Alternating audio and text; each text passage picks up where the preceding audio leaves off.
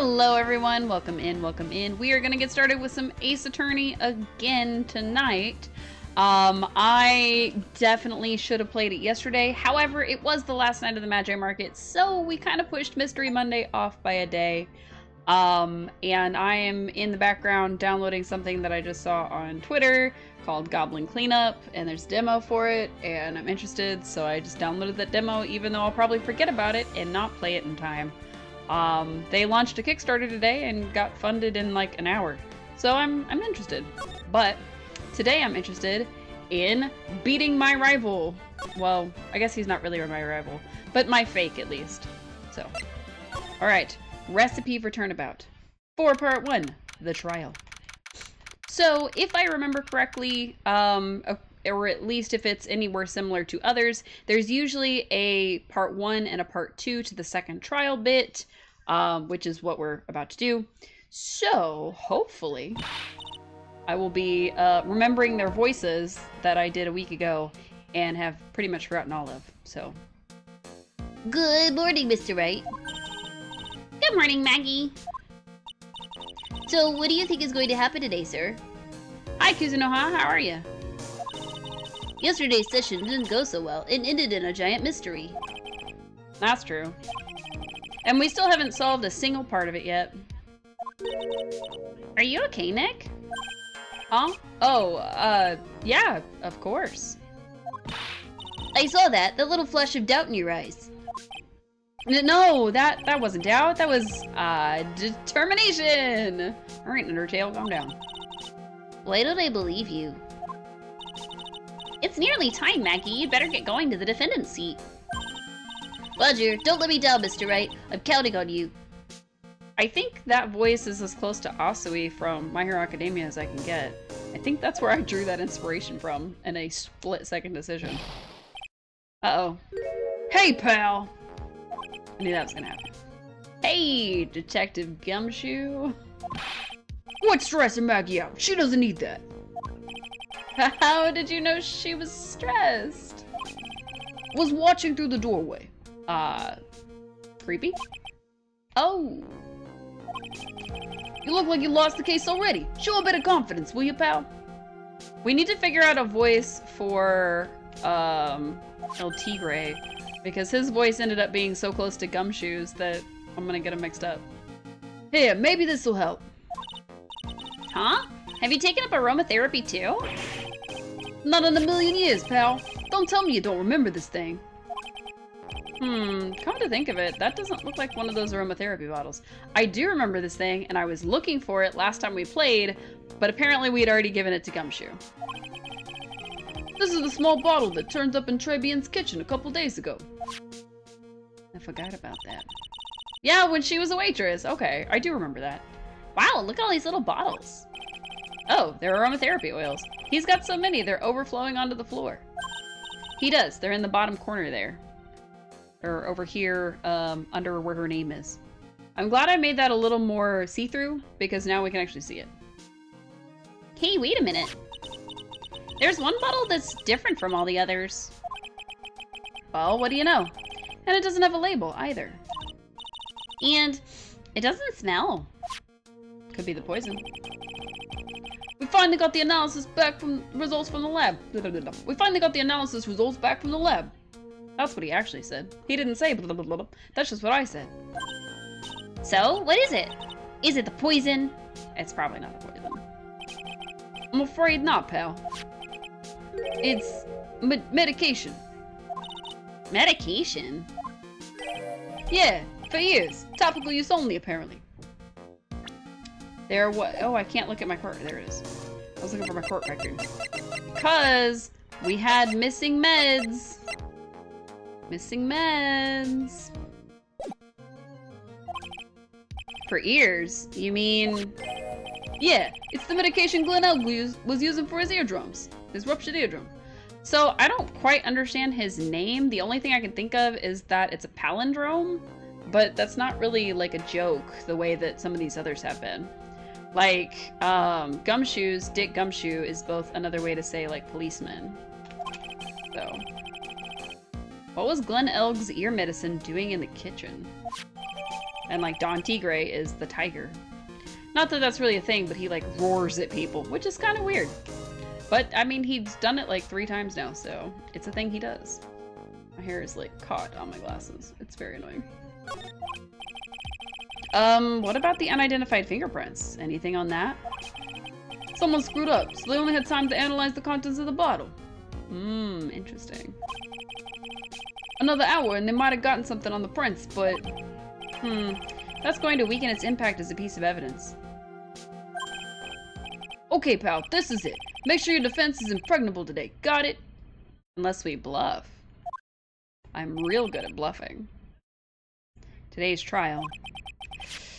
I'm gonna expose that guy for what he's done, or my name isn't Phoenix Wright. And until very recently, people didn't think it was, because they thought that we were that guy, actually. They thought he was me. They thought he was Phoenix Wright.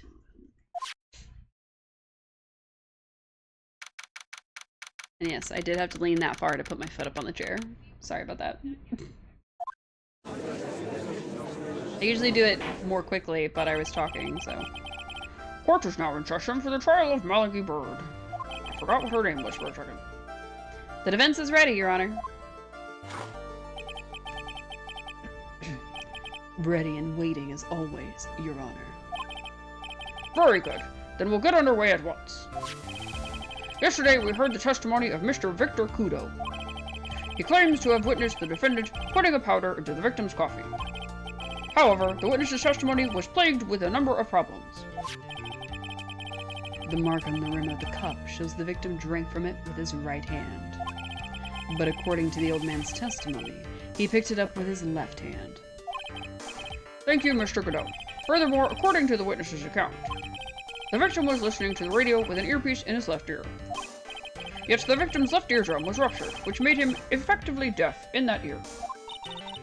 It's amazing how many contradictions a single case can have, huh, Nick?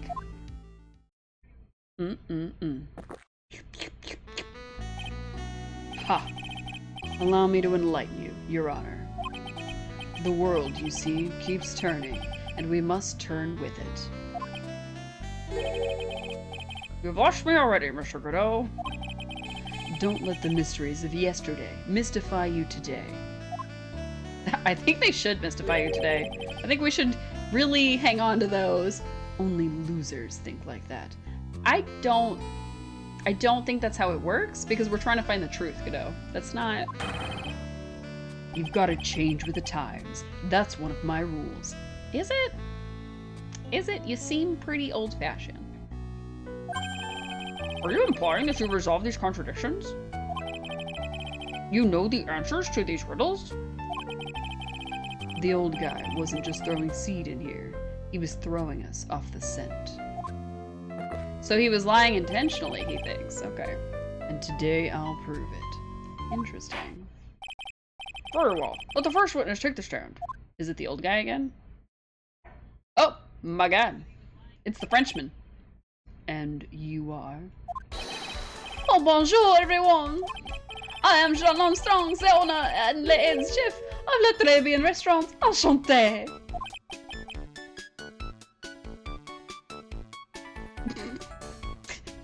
Nobody says a word. Forgive me for asking, witness, but are you a woman? Oh la la, monsieur! As you can see, I am le pet and package gentleman. No? On the day of the incident, you were in Trebian's kitchen.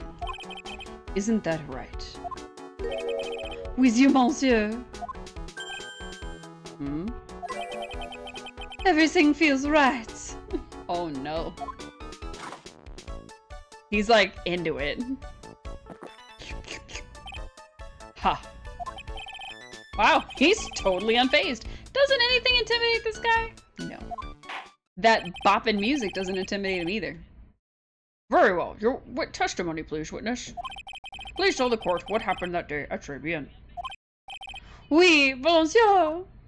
I don't speak French, so if I'm mispronouncing words, tell me in the comments. Just put it in the chat, tell me in the comments, DM me, whatever you gotta do. When it all happened, there were 2 customers in my restaurant. I remember I was experimenting with some new art deco that day. Like having a large mirror between the tables, for example. A mirror. Oui, perhaps that is what the old man was looking at. Interesting. Okay, so we already know that he's being blackmailed. So in case you have missed the trial so far, we already know that he's being blackmailed, more than likely, because he owes a large debt to this guy, Furio Tigre. He owes a large debt to Furio Tigre, who owes a large debt to Bruto Cadaverini, who is the grandfather of Viola Cadaverini, who is allegedly the lover of Furio Tigre. So, what we suspect is that somebody is setting Maggie up because we can't think of why she would want to murder this guy for his, like, yeah, he just won a winning lottery ticket, but not only was his program missing, because he made like this really big computer virus, he wrote it down on a piece of paper, but, which I was trying to find this. So he made a computer virus called MC Bomber. MC Bomber is now loose. We experienced it briefly, and Phoenix didn't really like say anything about it, but we experienced the fact that it was loose in the police department. So it's already causing chaos. So his virus that wasn't supposed to be released and wasn't supposed to have gone anywhere has been released, is being used right now. But he also owed a debt to Furio Tigre, except that he literally won the lottery. $500,000, won the lottery, would have wiped all his debts clean. So he was super excited, and now he's been murdered. Just right at the table, he's been murdered. So the lottery ticket didn't go anywhere, but his program was missing, and for some reason his medication for his ear was missing. Not sure what's up with that. So we were in trial yesterday, and the old man said, oh, I saw him pick up the glass with, or his cup, his little coffee cup, with his left, and of course the earpiece was on his left. Well, we already know that the victim was unfortunately suffering from a ruptured eardrum, like they all just said. So there's no way that could be possible. Plus, if you look at the cup itself, if you held that in your left hand and drank from it, that would be super awkward. So if you held it in your right hand, it would be perfect. So what they're saying now is that, oh, there were large mirrors in the restaurant, and that must have been what he was looking at. Now, I think we have...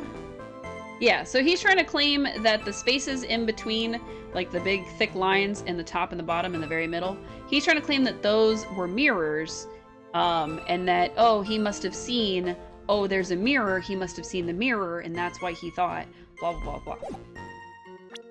So, but I don't think it washes.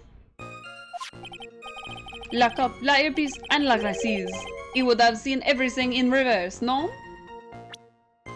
But he was right in that the HMD was over the guy's left eye. So if that part is right, then why would everything else be wrong or flipped? That doesn't make any sense. So we're gonna have to press and object and something. Mirror? Oui, un grand mirror. La most enormous mirror. So where did it go? Where did it go? Nonsense. And suddenly, the mystery disappears. Does it? No, it doesn't. Like I said, the world keeps turning, so roll with it. That would explain the coffee cup and the earpiece conundrum. The mirror would have made everything appear back to front. What the heck? It's way too early in the morning for this to be happening to me. Poor Phoenix. Now then, Mr. H, you may begin your cross-examination. Well, obviously, we have to point out that the eyepiece was on the correct side. So, what the hell? Remember, I was experimenting, like having the large mirrors. Perhaps that's what he was looking at. Press. Everything? He would have seen everything in reverse? Hey, Nick, we should take a second and think about what old CD said in his testimony. How did he phrase it again? The boy was wearing an earpiece on the same side as the green lens of his specs. No question, you can lock me up if I'm wrong. It was his left ear, without a doubt. And then he used the same hand to pick up the cup, his left hand. If he saw everything he described reflected in a mirror, then everything he said he saw on the left was actually on the right, huh? And that clears up all the problems with his testimony, I guess. Or does it? Ha. Kinda hard to believe everything's the fault of a mirror, but do you think old CD saw everything through a reflection? If he did, it would explain all the contradictions in his testimony. But that just makes the situation worse for Maggie. There's gotta be something in that old man's testimony. We've just gotta dig deeper. I mean, do we have his testimony? I don't think we do. Let's see. We got lots of weenies.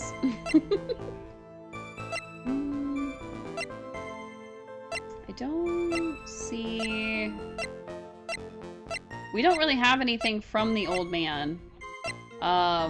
We have the I broke the vase at my seat, I'm sorry, but that's about it. So I guess if we present Glenn Elg, because in the profile, Glenn Elg is wearing it on his left eye. So why would he suddenly be wearing it on the right eye? Oh good, the music stopped, we're right. Just a quick hey hey sounds off. Hello!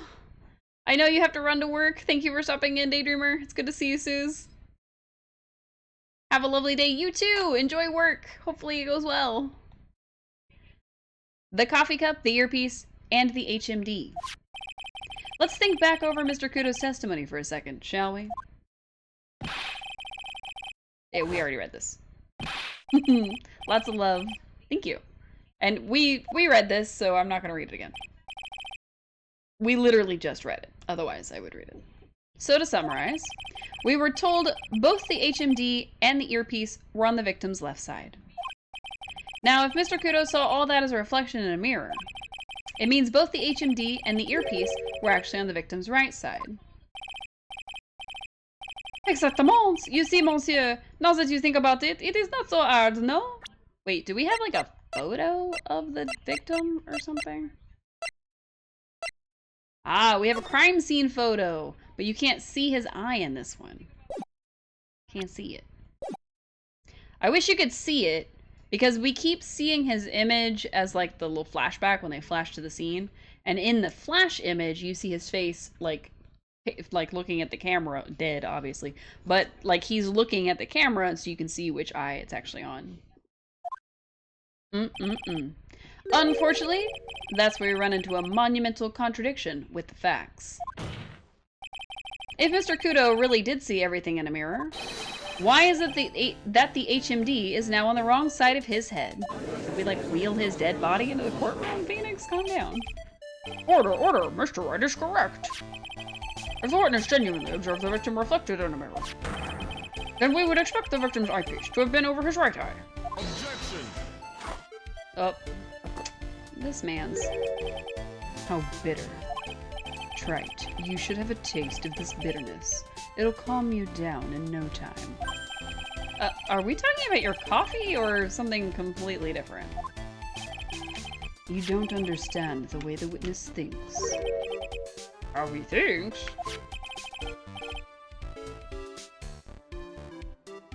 Yeah, we looked at it, but what does that have to do with anything? You remember this, I presume.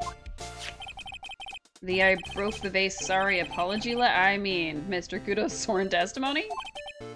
Exactly. The old man has one grievous habit, other than throwing seeds.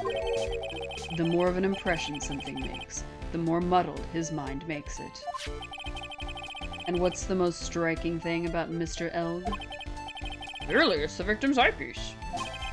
And that's my point. The old man strikes again. Mr. Elg's HMD made a big impression on the old man. I doubt it. I saw the earpiece and those newfangled spectacles he was wearing. Oh yes, they were both on his left ear. Do you hear? His left ear. can't really shout with that voice too much. Ha! Well, trite. That's the worst but best impression of Kudo ever. Wow, I really thought he was old CD for a minute there. Kudo's good. Oh, apparently I should have used CD's voice. Enough. I must agree that yesterday's witness was irresponsibly rash in much of his testimony. Bad luck, Nick. It looks like the boil of a contradiction you found is just a rash. What? A mirror can't be beaten by a handful of seeds, nor can it lie. So, what exactly was the old man looking at? Fill us in, Mr. Armstrong. Go on, tell the court. We're all ears. Oui, I can explain. Please, if you will look at the plans of the restaurants. I don't know if he has an accent for real, or... Alors, is everyone sitting comfortably? La mirror, it was in the middle of the restaurant, dividing the two halves. There is only one seat which you could have seen an image of la victime. That was the seat at the table next to la victims. That was where the old man was sitting. I don't think he said he was sitting there, though. After the terrible incident occurred, I moved la mirror so that it was not in the way. But naturally, I did not touch anything else. Didn't you? I see no problems with the explanation we have just heard. I see a lot of problems with it. From the table next to the victims, Mr. Kudo could have seen the victim in the mirror. What a naughty little coquette I am, confusing all the men like this. Don't worry about it. We can keep up, except for the guy breaking out in a cold sweat over there. You mean me? Ah! I hate that guy. Oh no. You said you didn't touch anything else apart from the mirror. Are you quite sure about that? Oh, toi, of course. Well, we know that's not true. Very well, Mr. Wright. Your cross-examination, if you please. We know that's not true because we found the medication in the kitchen. So it would have had to be a thing that he touched. La mirror, blah blah blah. This is where I moved. I did not touch anything else. Except that you did. You touched listening. Except we didn't have the fingerprints analyzed, so we can't prove it? What? Is it wrong? But we... On Chase's evidence. Victor, I don't see anything contradictory. Huh? Really? Objection denied. Try to think before you make accusations. No! We had it!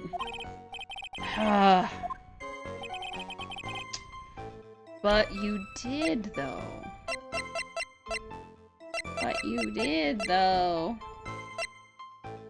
He touched something. I know he touched something else. We know for sure he touched something else. But this was the only thing that I could think of because it was in the kitchen. So what else could he have touched? Maybe we press him instead? I mean, he didn't say that that's where he was sitting. He said he was sitting across from the guy. Let me see if I can pull up the floor plans again. So Kudo said he was sitting in the table directly below where the victim's red X is. So like the red X, and then Victor said he was sitting here. Almost said victim, but no, the victim was sitting where the red X is. Victor Kudo said he was sitting at the table below that, so that he was looking directly at the table. But we have no way of proving that, so I don't know. I guess we just press everything? So why can you only see the victim from that particular seat? Monsieur, it is obvious, no? If you take a look at the plans, you will understand. I don't know if that would make it appear like the other side, though. La victime would have been reflected in la mirror like so. If you are sitting at la table next to him, you would have seen everything, no? So that's the seat old CD was sitting at on that day? When the poisoning happened? The old man was sitting at the table next to the victim? Why does that seem kind of odd? It was odd, because he said he was sitting at a different one. So... is this the thing that's contradictory? Because he doesn't say which one he was sitting at.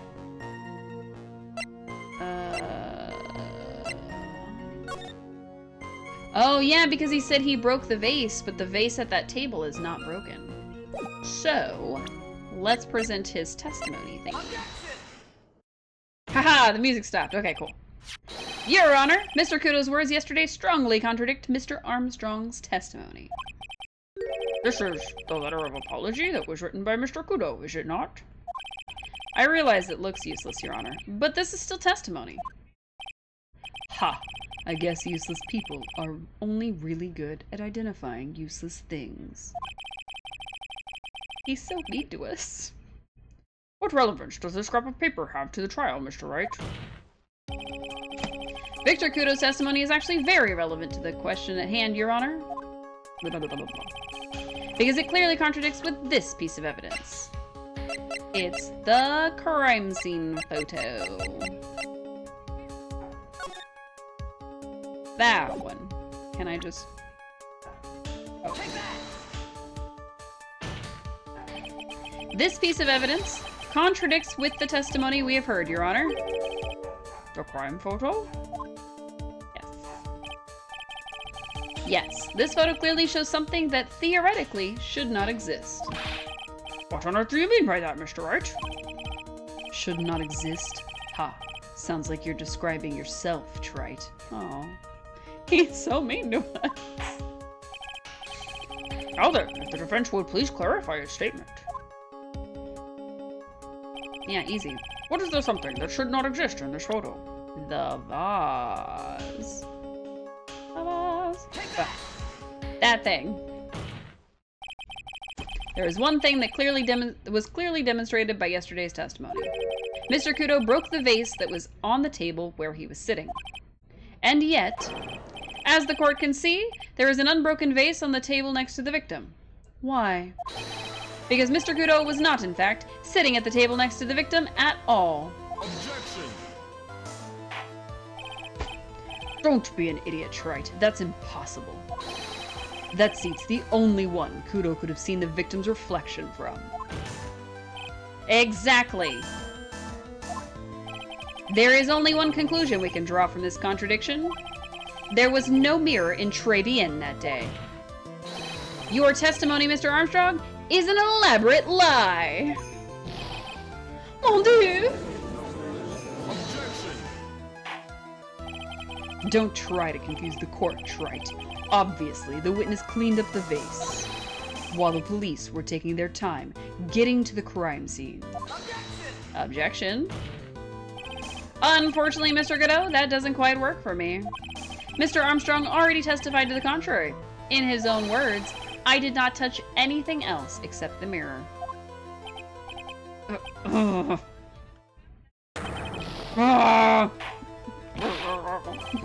think he's gargling the coffee. Well, witness, what do you have to say for yourself? I was right. There was no mirror in the restaurant that day. In light of this revelation, we return back to the original problem. Why did the victim have an earpiece in an ear in which he couldn't hear? You only get one shot in life. There's no turning back. If you want to claim that the mirror wasn't there, Trite, then this problem is all yours. How do you explain what the old man saw? If I can answer this, then I'll be that much closer to the truth. I can feel it. Are you going to be okay? Can you really solve this contradiction, Nick? There's more than just one contradiction, Maya. What do you mean? Remember what Maggie told us? There was another man at the victim's table. I don't think she said another man, did she? Yes, hello. How are you, Dusty? Welcome. And there was a sample CD on the victim's table. It all flies in the face of Mr. Kudo's testimony. How are you doing? I'm doing good. How are you? How was the rest of your evening? You're doing good? Fantastic. I love to hear that. We are ace attorneying, obviously. I'm going to be the acest of attorneys. And I think I know the reason why nothing in this case is adding up. Well, Mr. Wright, let's hear your answer. Yes, Your Honor. The reason behind all the contradictions in Mr. Kudo's testimony is simple. Kudo made a mistake, the ear doctor made a mistake, or the victim was a phony. So far in our case, we have a dead guy who was trying to get rid of his debt by selling a super virus that has then since been released. His virus went missing by the time our second witness, or our witness old man, came across the scene. And our accused, who has already been found guilty once because a phony me decided to pretend to be me, obviously, and get her found guilty for this crime. So, the only thing that we can come to the conclusion is they wanted someone to take the fall for this guy's murder. So, who is the problem? Mr. Kudo could have made a mistake, but it's not very likely because there is an answer that solves the question. The ear doctor obviously wouldn't have made a mistake. That's just silly. But the victim was a phony. Like, did they stage it for the benefit of Mr. Kudo to create him as a witness? Could be. I'm going with that one. This case is riddled with contradictions. Yet, there is one very simple answer that clears them all up. And what is that? The incident Mr. Kudo witnessed and the incident the victim experienced were two completely different events. What? Yes, the victim that Mr. Kudo saw wasn't Mr. Glenn Elg at all. It was an imposter, a phony pretending to be Mr. Elg. Obviously, unlike the victim, there was nothing wrong with the imposter's left eardrum. That's how he ended up wearing the earpiece in his left ear by mistake. It's certainly easier than thinking the old man is that confused. I forget that he does that sometimes. Order in the court. Settle down or clear the courtroom. I can't actually spit out water because it would end up all over my equipment and also Mimikyu, and that would just be mean to Mimikyu. Quiet, Gramps. Why don't you clear out of here, huh? What did you say? Trite. Are you saying that what Mr. Kudo saw was a setup? Yes. Someone pretended to be Glenn Elg and acted out the whole coffee poisoning. All for the express purpose of creating a witness out of one Mr. Victor Kudo. Objection! Wow. Get real, Trite. Why would anyone want to do that? Isn't it obvious?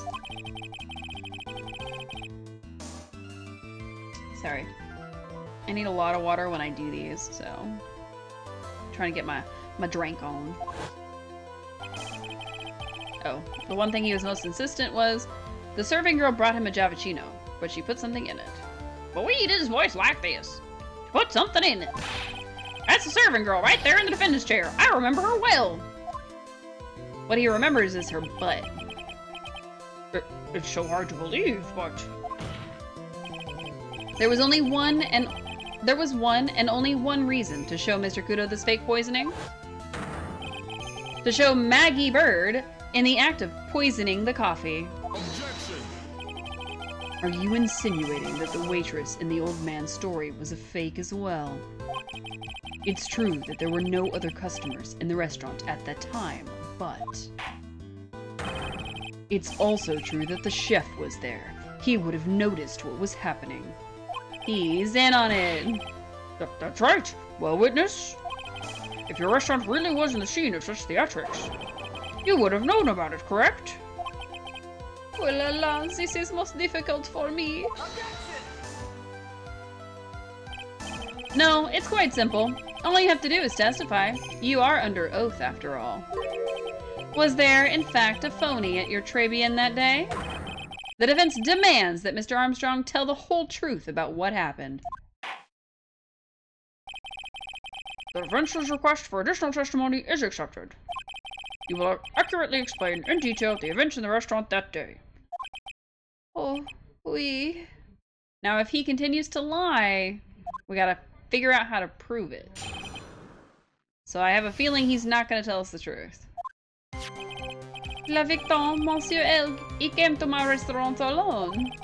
I remember la old man arrived not long after him. There was no other customers.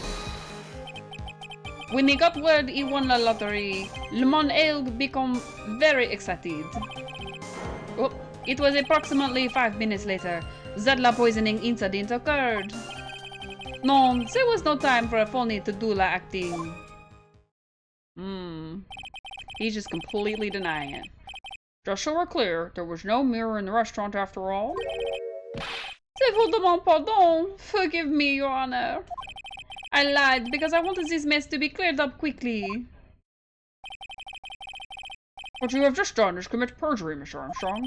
I will decide how to punish you later. Oui.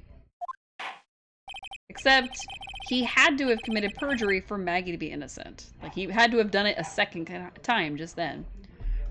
For now, we will hear a cross-examination, Mr. Wright, if you please. He took that perjury charge a bit too well. But I'm guessing he'll be in more serious trouble after this cross-examination. Yikes. We have to figure out how to prove that he is guilty of perjury and lying. He came into the restaurant alone. Was he alone at his table as well? Ma oui, I saw him from la kitchen. Yet the defendant, Miss Bird, remembers it differently.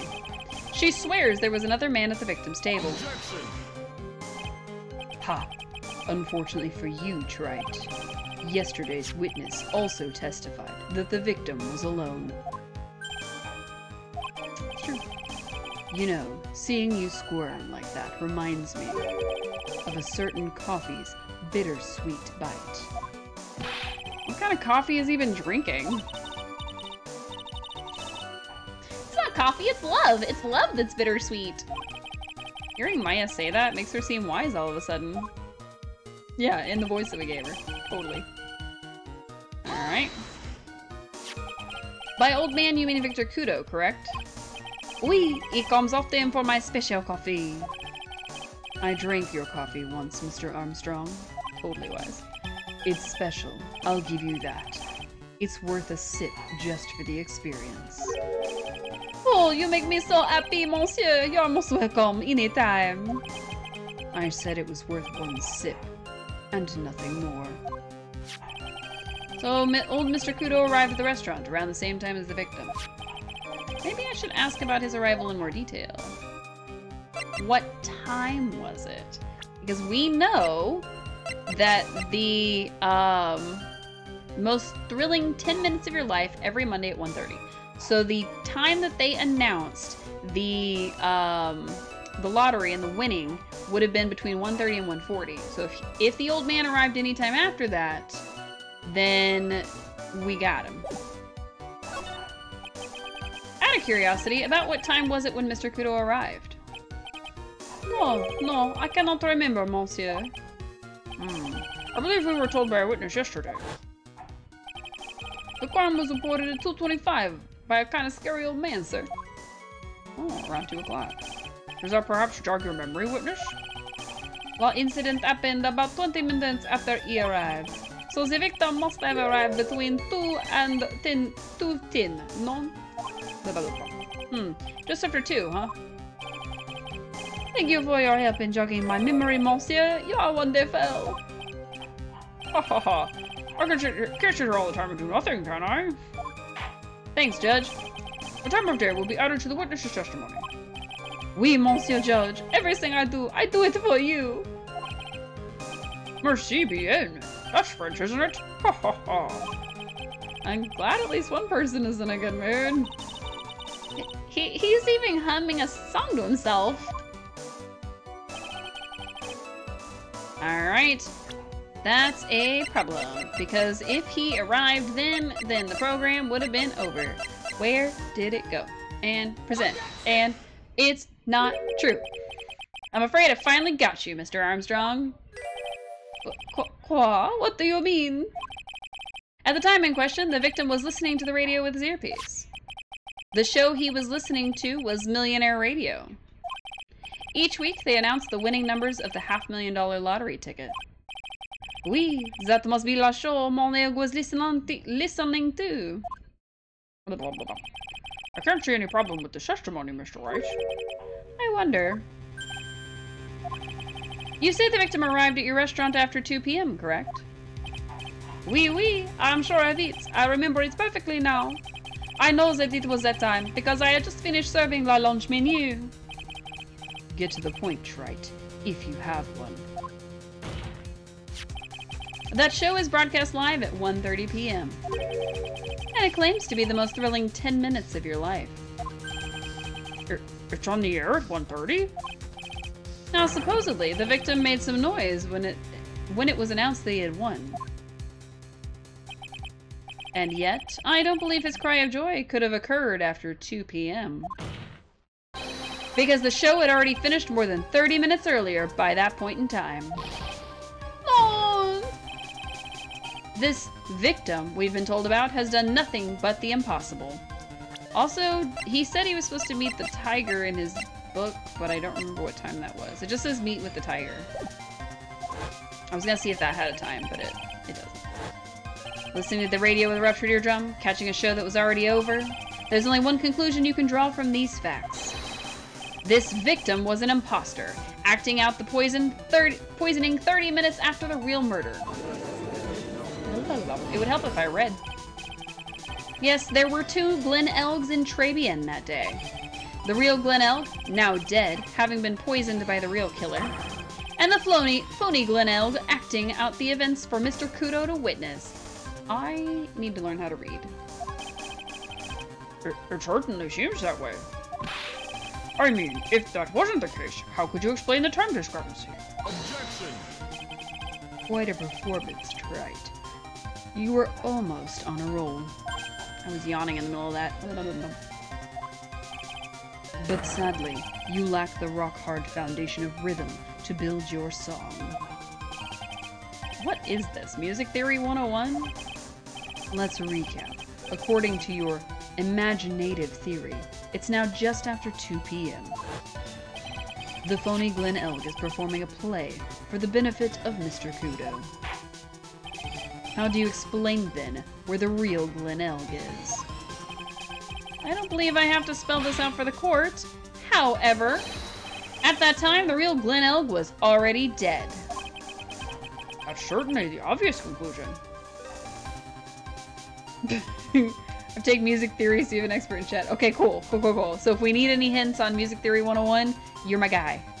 You got me. Thank you, Trite. That's exactly what I was hoping you would say. What?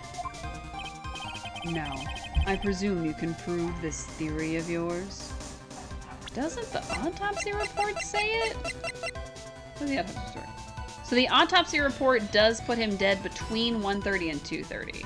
So technically, the autopsy report doesn't say that yes, he was dead before blah blah blah blah. So, can you explain where the missing corpse went to? The missing corpse? According to the old man's testimony, there was only one other customer there. If that customer was the phony Glen Elg, then where did the killer hide the body of the real victim? Yarg.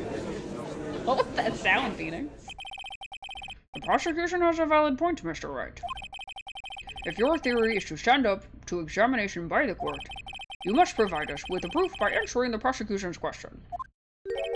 Where did the killer hide the body? Yes, Your Honor. No conjecture, Trite. Let's hear some facts for once. Show the court a piece of evidence that proves where the body was hidden. Oh, his medicine. Evidence? What's with the intense pressure in here all of a sudden? I thought I had him with that contradiction. But he's turned it around, all around, and backed me into a corner instead. Apparently it's just me versus Godot. Like, I'm not even looking for the truth. I'm just trying to feed him. Well, Mr. Wright, the court will now hear the defense's theory and evidence. First, where was the body of the real Mr. Elg concealed? Inside the kitchen? It would have been too dangerous to take the body outside. Obviously, the body must have been hidden somewhere inside Très Bien. Interesting. But where could a body have been hidden inside a restaurant? Perhaps you would care to show the court on these plans, Mr. Wright. Yes, Your Honor. The exact location where the body was concealed inside Très Bien is the kitchen. The body was hidden here. I see. Nice supposition. But the real question is, can you back it up? Back it up. Where's the evidence that proves the body was hidden in that location? Ba-bam! Mr. Armstrong, do you recognize this bottle? No. I have never seen such ugly bottle before in my life. I only use la very best bottles, monsieur. This highest quality only for me. Where was that bottle found, Mr. Wright? Interestingly enough, Your Honor, it was found inside the kitchen of Très Bien. Eh? Quoi? But I only have used these bottles for my aromatherapy oils. But this bottle doesn't contain aromatherapy oil, Mr. Armstrong. No, it contains a medication. What kind of medication? I'm sure everyone remembers, don't they? That Mr. Elg visited an otolaryngological clinic and was given medication that day? If I could pronounce that correctly, that would be great. I think it's Otto. Odo. It might be Odo. Otolaryngological? I don't know. I could look it up. You can't be serious. The defense had the contents of the bottle analyzed, and I have the lab results right here. What we don't have is fingerprints, so... The contents of the bottle match the prescription that was given to Mr. Elg. Glenn Elg's murderer hid the body in the restaurant kitchen, at which time this bottle fell out of the victim's pocket. Mr. Armstrong, when the incident occurred, didn't you say you were in the kitchen? Mon Dieu! Yes, you know what I'm about to say. It was you who hid the victim's body. You did a fine job pretending to defend my client, Maggie Bird. However, you were setting her up to take the fall behind the poor girl's back. No! Order! This is an extraordinary development. Witness, did you murder Mr. Glenn Elg? I didn't say that. I didn't say he was the killer. I just said he hid the body. Never! I could not do such a horrible thing! An horrible thing? No!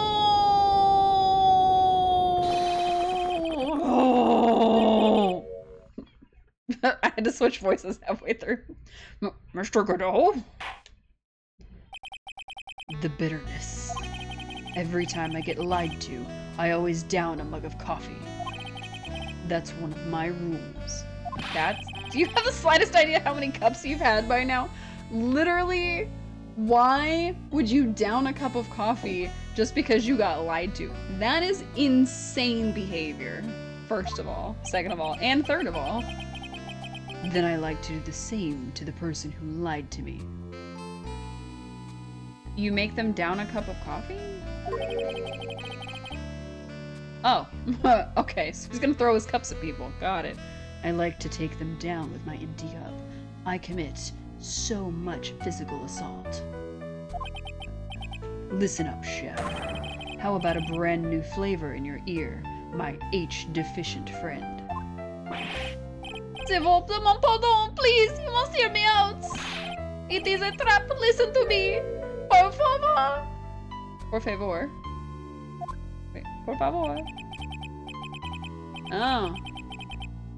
Yo hablo español, Mr. Armstrong, and por favor is Spanish. See, I thought so, but he was doing such the French thing that, like, I'm only going to ask you once. Did you do it? None, none, none, absolutely none. I am simply, Let's hear it. You've got one shot, right, Gramps? Witness, the court will permit you the chance to make one final statement. If you lie under oath again, Mr. Godot's coffee mug awaits you. Oh my god, even the judge is like, bait him with the coffee cup. Get him, Godot. As does my gavel. Oh my god. They're gonna commit assault on this man. Please do not bludgeon the witness to death with a coffee cup and a gavel.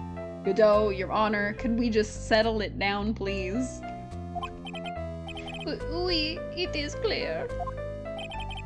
What do they always say in movies? I've got a bad feeling about this. Very well. Begin your final testimony, Mr. Armstrong. I've got a bad feeling about this too. The confession. Alright. It is true. I ate the body in the kitchen. A man forced me to do it. Beating the truth out of him. Go, Judge.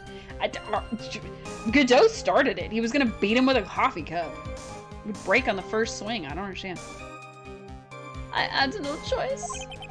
I had to go along with him because there was a reason why I could not refuse. But I did not kill him. I swear it. You must believe me.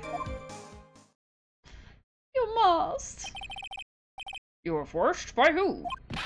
I cannot say, or I will be erased. Let's try a different question then. When Mr. L died, was he really the only person at his table? There was.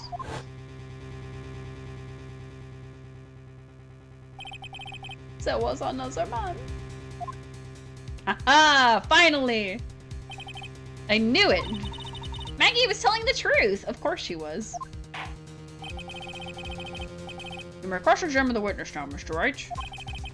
There's just one thing I need to do. I gotta break this guy, and I gotta get him to tell us the name of the real killer. Well, we already know why he can't say anything. So, break him like a Kit Kat. Alright. Man forced me. I had to go along with him because there was a reason why I could not refuse. It is the thing talking about your debt, isn't it? Yeah, you couldn't refuse because you owe them $500,000. You have a $500,000 debt, don't you? $500,000? Is this true, Mr. Armstrong? Oui, je suis désolé. I was weak and I borrowed la money. This is Mr. Armstrong's Achilles heel. And that's why you couldn't refuse anything asked of you by this man. Mr. Godot. No, I'm just kidding. By Furio Tigre, obviously. Also known as Xineohp, our phony. A $500,000 loan from a black market loan shark. And you had no way of paying it back, did you? That's because your restaurant sucks, and you're a terrible chef. That's why you were forced to do anything this man told you. Oui, it is, as you say. Mr. Armstrong. La Tiger. He told me he was going to use my restaurant for a business rendezvous. On la day in question, he was meeting la victim to demand that he repay his loan. See, the thing is showing him holding it to his ear, but it should be on his other ear. I don't know why it happened like that. I just did what he told me to do. I had no choice. I carried la body and la inconscient Maggie out of the dining area and into the kitchen. After that, I just tried to forget what I had seen. I think we can now safely say that the man who forced your hand was Mr. Furio Tigre.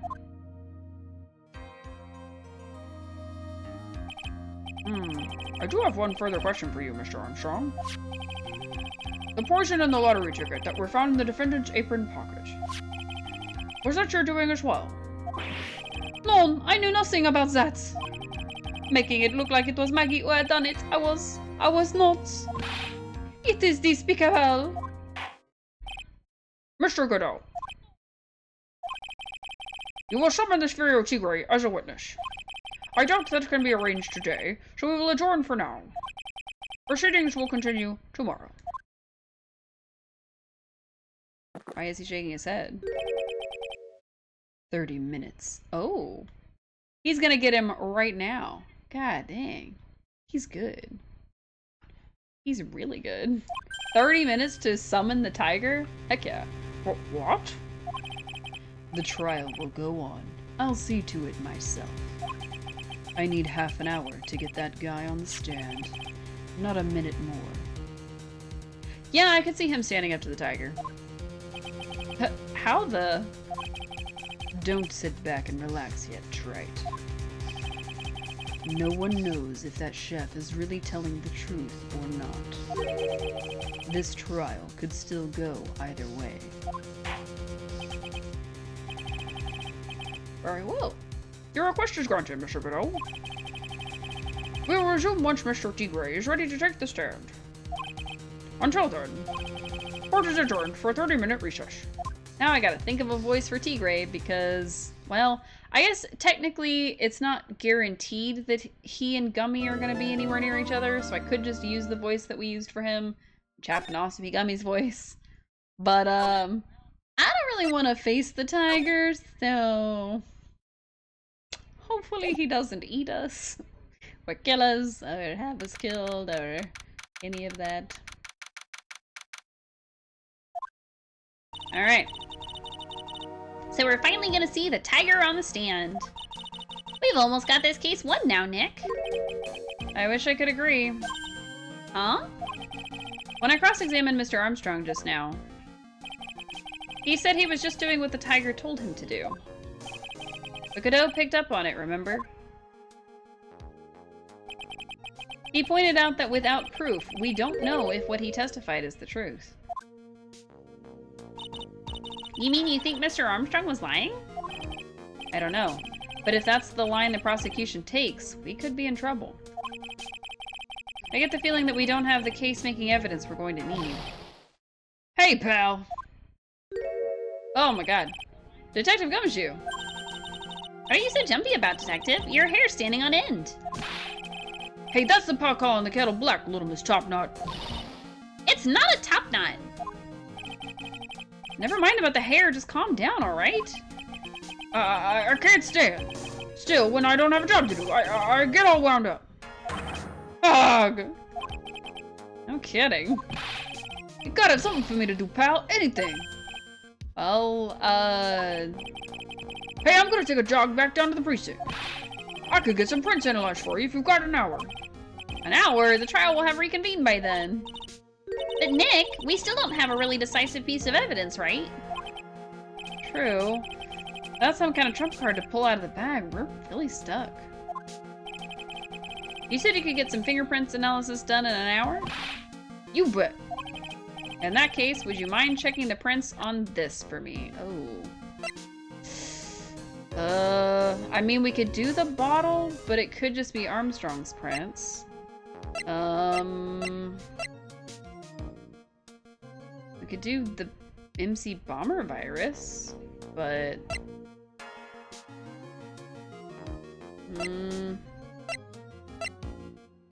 This bears Maggie's fingerprints, we already know that.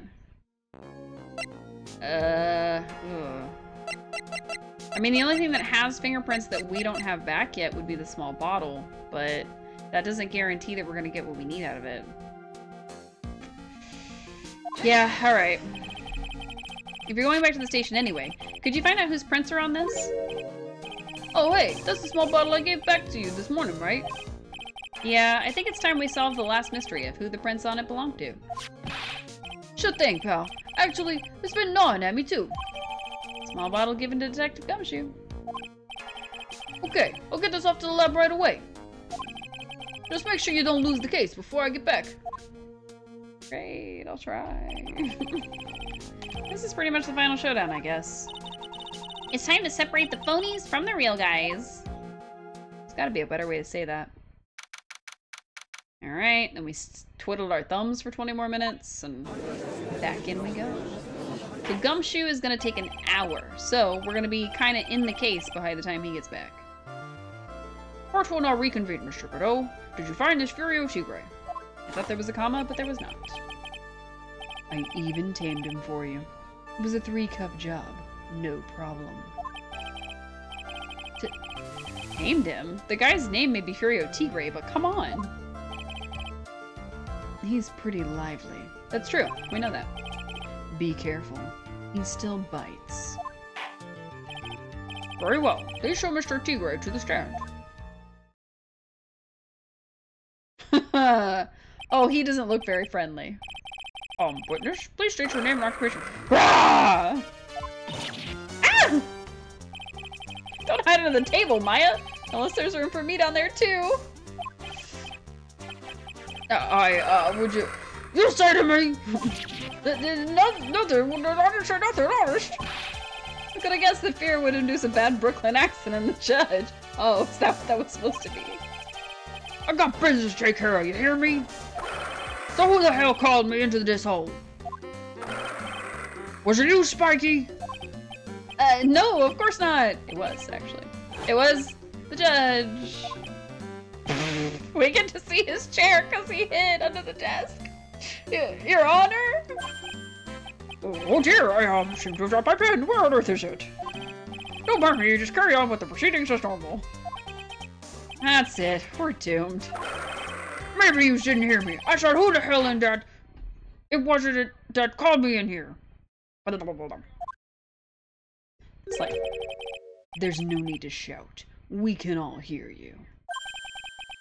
What do you say? What'd you say? That's what he said. There's no point struggling. You're caught in a snare. The relentless snare of the law. If I read it before I said it. And I'm the one that hauled you in. Too cool. Don't let him get the better of you, Nick. Let's start with the basics. You know about the incident in question, correct? Incident? I don't know nothing about no stinking incident, mask boy. You mean you didn't attend the previous trial of Maggie Bird? Maggie who? I have more important things to do than watch courtroom dramas. Of course. Well, perhaps you could give us your testimony then. Please tell us about what you did on the day of the murder. Phoenix Wright. You's the one to set this up, didn't you? You's gonna regret the day you ruffled the tiger's fur. You hear what I'm saying? Nope. Maybe I should have brought a diaper with me today. Gross. Phoenix, please. Get a grip, Nick. Get out from under the table, Maya. Oh, his voice is gonna be hard. Alright. I don't know nothing about no murder. I was tied up with business in December last year. Spent all of my time in the office. I got whales lined up to borrow cash from Tender Linda every single day. You just want to check my alibi? Just ask Violetta.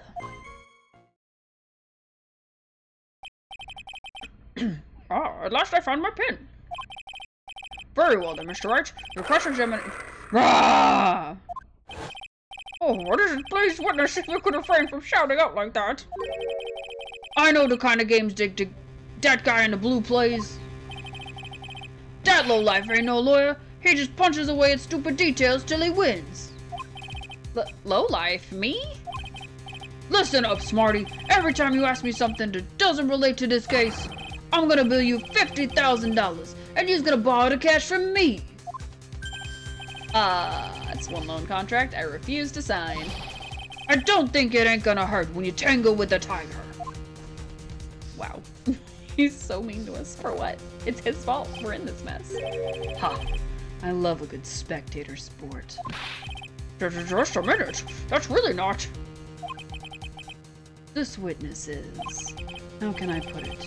A hungry tiger roaming the urban jungle. Tiger? You like that? Get on his bad side, and he'll bite everyone's heads off. Yours, too. Very well. I have no choice but to impose the penalties from here. Yous better be listening. I said I got business to take care of. Big business. If I don't split it now, I ain't gonna catch my bus. Bus? The court will impose a penalty for any irrelevant pressing of the witness testimony. Keep that in mind as you begin your cross-examination, Mr. Wright. Great. Yes, Your Honor. Let's save it here because I have a feeling... Oh, let's save it here.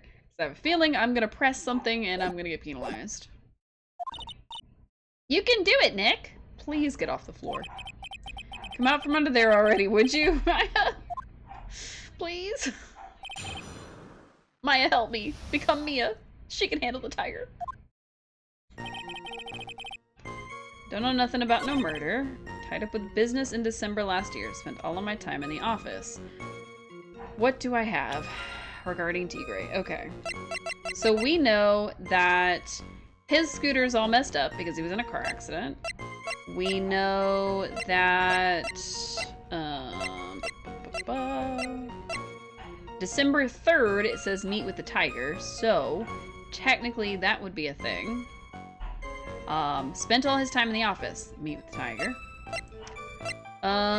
We know that there was a surgery, a cranial surgery that was performed, and it was $1 million, and he had to pay it.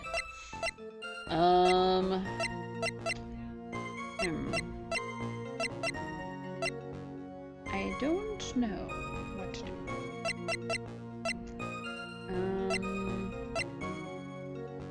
So it could be this one, but I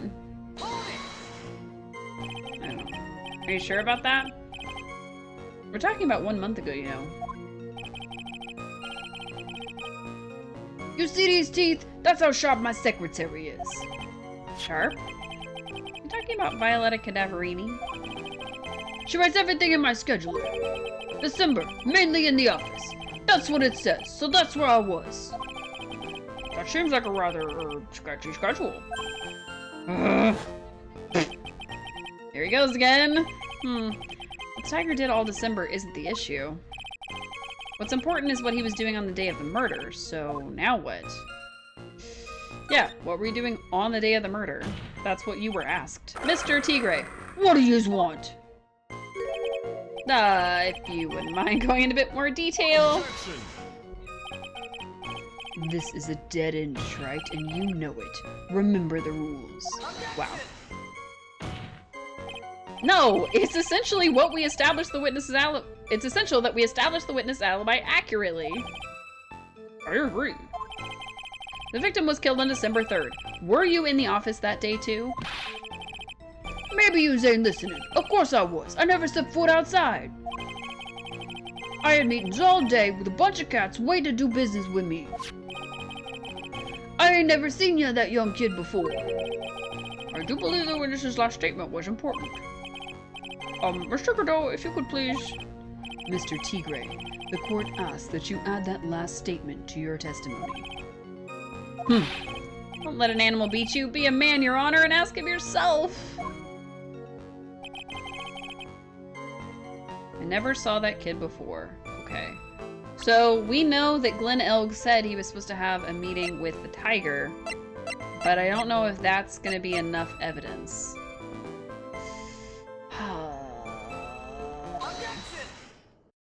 Well, the music stopped, so that usually means we're right. Mr. Tigray, you claim you didn't know Mr. Glenn Elg, but it appears that Mr. Glenn Elg knew you. What? Mr. Elg left this little note on his calendar. Meet with the tiger. And the date? December 3rd. December 3rd? That's the day of the murder. Yeah, no, really. So, Mr. Tigray, I submit that you did indeed know one Mr. Glenn Elg. Because on the very day of the incident, you met with him. I gotta get that a little better. Not bad. You's actually not bad. Sorry? I was just messing with yous to see how good you were. Okay. Did you hear that, Nick? He said you're not bad. That's one compliment I can do without. Plus, he's lying through his teeth. Witness, please remember that you're under oath. Lies will not be tolerated. You's calling me a liar. Is that what you doing? Burrow. I scared him so bad he became Scooby-Doo. So you're saying that your claim to have never seen the kid before is the truth?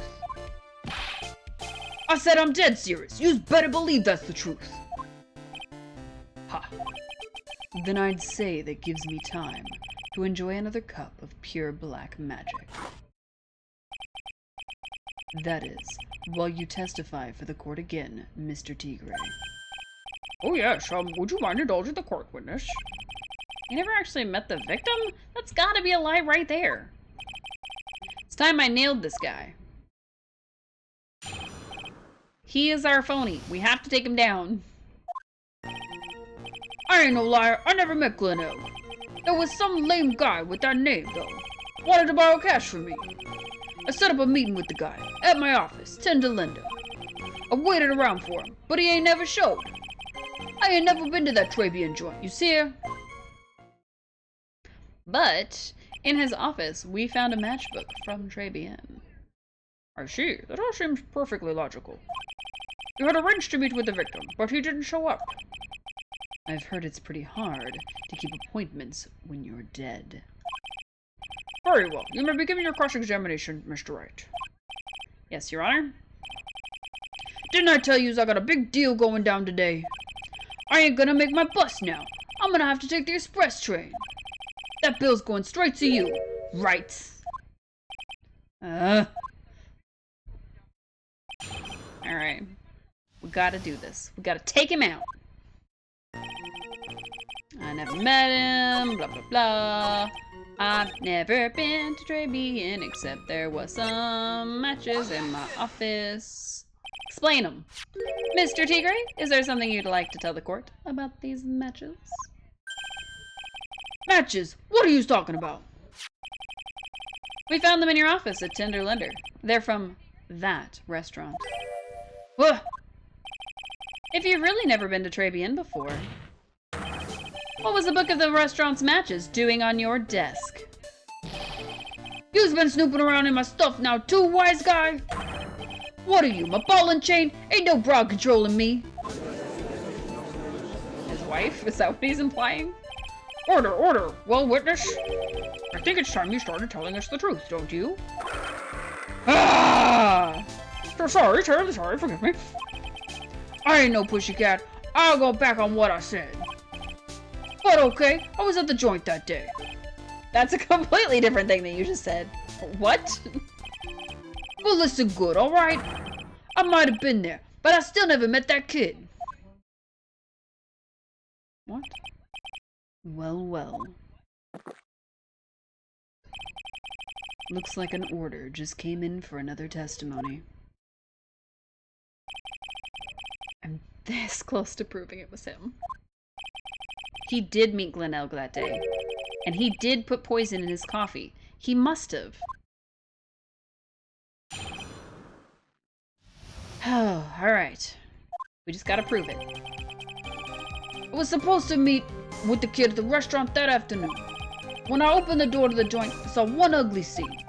The guy was laid out over the table, stiff as concrete. I figured if the place wasn't hot already, it was gonna be, so I split. I heard the cops' sirens on my way out, and I went straight back to my office. Interesting. So he's saying he arrived after the guy was already dead. I see. You didn't actually meet with him in the end, then. Oh, Mr. Wright, your cross-examination, please. Yes, Your Honor. Hold it. If I wait around here any longer, I ain't even gonna make the normal express. More stupid questions. No more stupid questions. Ha, no problem. Anytime Trite presses you on something irrelevant, I'll see he has to pay. I'll see he pays a penalty. Mr. Godot, that's my job. Your job is to slam that little hammer of yours and call a guilty verdict. So do it. Yes, sir. The Special Express ain't cheap, right? Just so you know, since you payin'. Oh man, doesn't the rule of law mean anything around here? No, not a bit. Not to the rule of spectacle. Alright. Supposed to meet with the kid. Saw an ugly scene. It's laid out. It was concrete. I split. Heard the cop sirens on my way out. Straight back to my office. Okay. There's not much we can do. There's not much we could do unless we ask him time? No, that's not gonna work. Because we need to press something to give us another statement to then, of course, object to. But...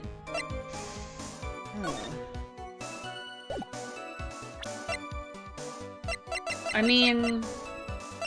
He had this virus. We got this virus from his office. So, how did he get the virus if he didn't meet with them? So... okay, so I can't just press any random thing. I have to press the correct things. I guess we can ask when he got there, but I have a feeling we're gonna get penalties on this round. The meeting wasn't due to take place at Tender Linder at all then. The kid was making a fuss about coming into the office. It's always that way when I want to talk about repayments.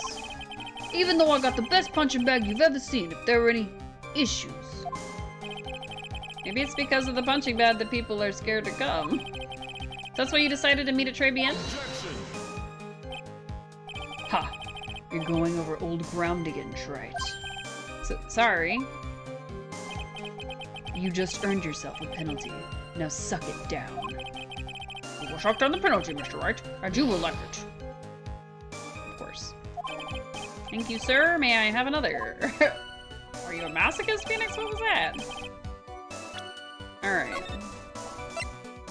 We're gonna save, and then if we get any other penalties, we're just gonna reload it real quick. Which... oh.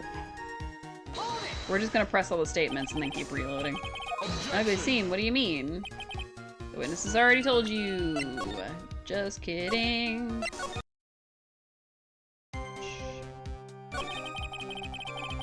Stiff as concrete. I guess... yeah, why not? You mean you saw Glenn Elg's dead body? I guess I did, but I only saw him from behind. He was wearing some raggedy bit of cloth he called a hat. And what time was this? I don't know. Huh? You know what winds me up more than anything else in the world? Watches. Round watches. I ain't gotta pollute my paws with some ticking henpecker. Adventurous, Mr. Tigray. What winds you up the second most? Huh? What do you think? Square watches. What? Is this guy for real? Look, all I needed to know was something bad was going down in that place. Okay, good. We didn't get anything bad happen to us that time, so. So you didn't actually set foot inside the restaurant then? The tiger is a busy cat. I don't hang around for no one. I ain't got time to be caught up in no murder investigation. So when exactly did you pick up the matches? There are matches just inside the front door. Our detective friend wound up in trouble with the chief for taking 5 books home. Poor Gumshoe. It's almost enough to make a man cry. Alright. So, we didn't get any penalties for the last 2 presses, so we'll just go ahead and save real quick. And then we'll keep going. You went straight back? Did a bout of guilt suddenly hit you for what you did? What are you trying to say? You trying to tell me you ain't never been guilty of nothing? What? We all have our crosses to bear. We all have to swallow the dark secrets we hide. Like this. Courtroom's not exactly the place to talk about dark secrets, is it? I mean, it's exactly the place, but okay. It seems we've done it again, Mr. Wright. Another irrelevant line of questioning.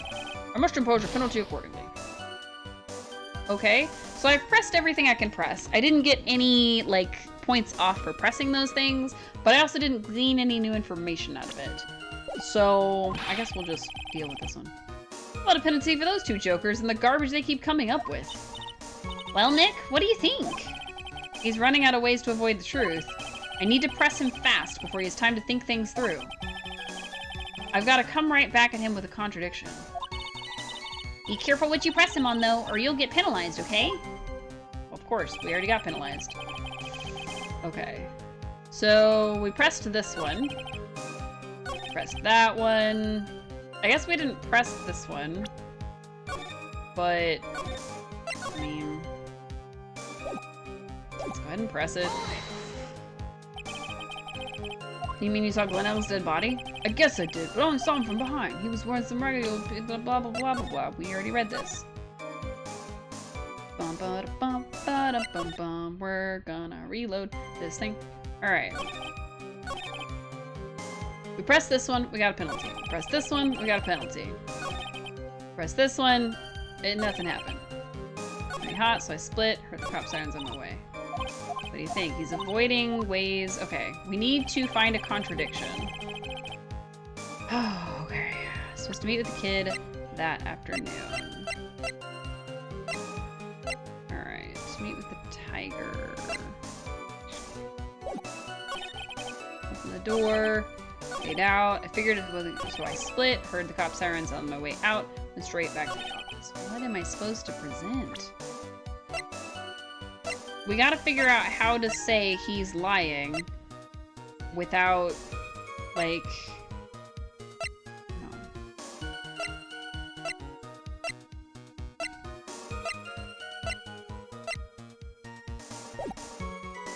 He doesn't remember the time. We don't have anything that says what time he was actually there. I don't think I've got anything. Alright, press. It wasn't due to take place at Tender Lender. He was weird about coming to the office. Blah, blah, blah. You get a penalty. Take a penalty. Blah, blah, blah, blah, blah. Thank you, sir. May I have another? Oops. I think we're just gonna press everything and then reload. So, every scene, what do you mean? Blah, blah, blah, blah, blah. The witness is gonna say it. I'm gonna give you a penalty. Oops. Oh. He said something different this time. You guys will over the inside of a chimney, actually. Don't make me burn you again, Mr. Wright.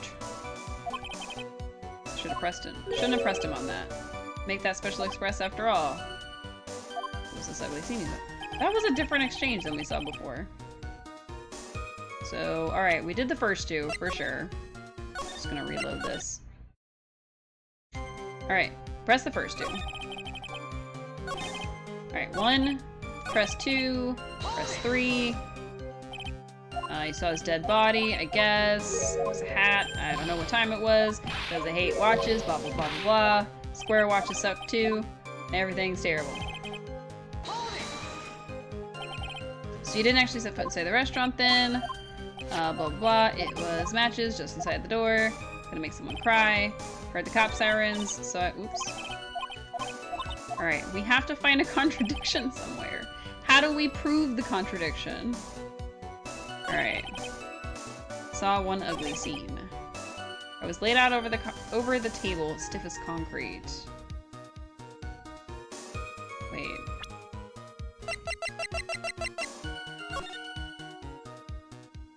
Oh, he couldn't have seen him because that was the first table. And there's like a whole wall in the way. Maybe? Unless he was talking about like actually like walking in and then bolting. Oh, please let this work. You're something of a loan collecting pro, aren't you, Mr. Tigray? No one escapes the tiger's clutches. Well, I'm something of a lie detecting bro. And no one escapes the Phoenix's clutches. Oh, don't make that a thing. I think it's time we got something straight. What's this, Trite? A new line of irrelevant questioning. These are the floor plans of the crime scene. You say you were standing at the entrance, Mr. Tigray.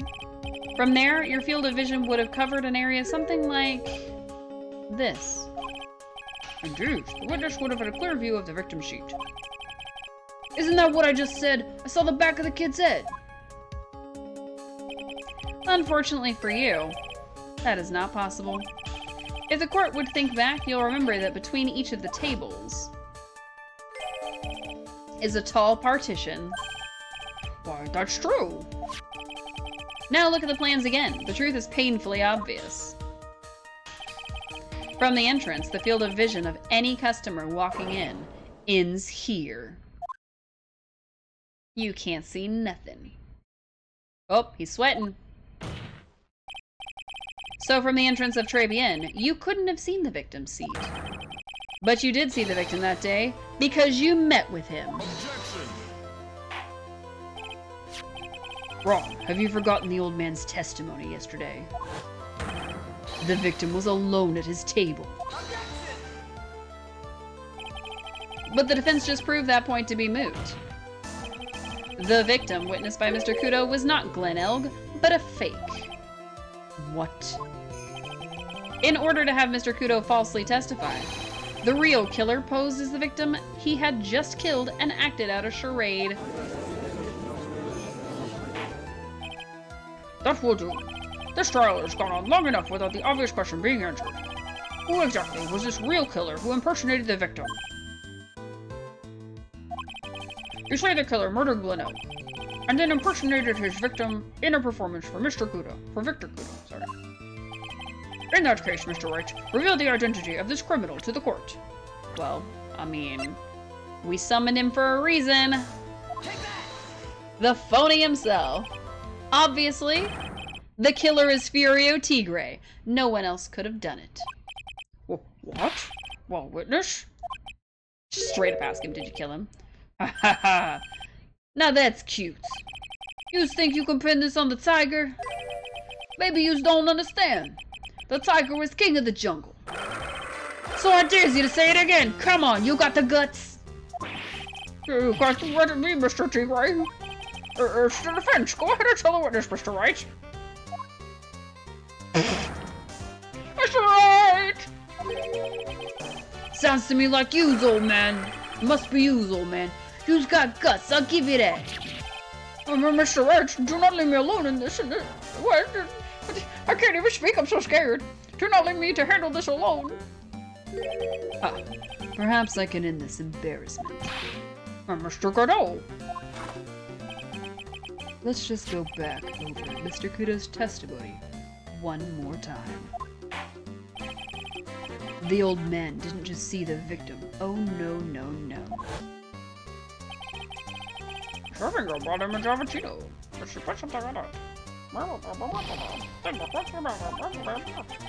Was the victim he saw the real victim or not? That doesn't matter. The fact remains, he saw the accused put the poison into the coffee.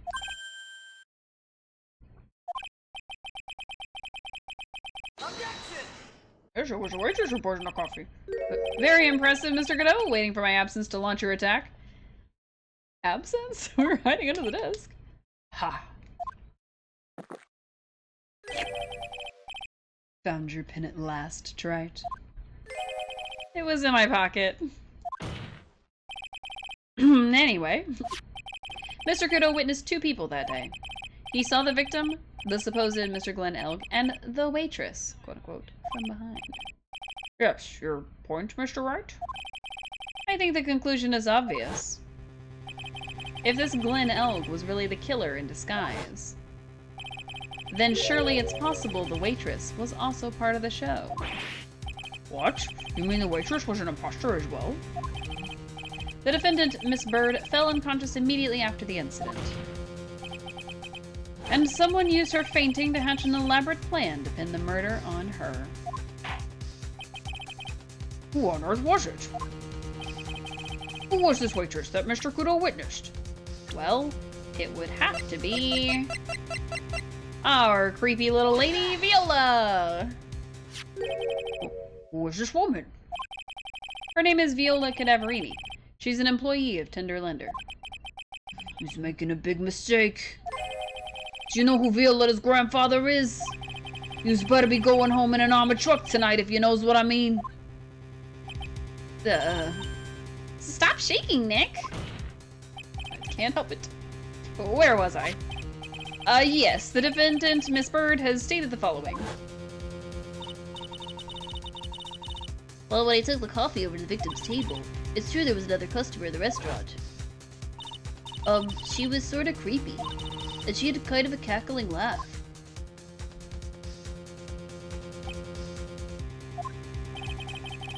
There are just too many contradictions in this case. The second man at the victim's table, who nobody but Miss Bird seems to have seen. The earpiece worn by the victim in his left ear when that eardrum was ruptured. And the radio show he was supposedly listening to half an hour after it was over.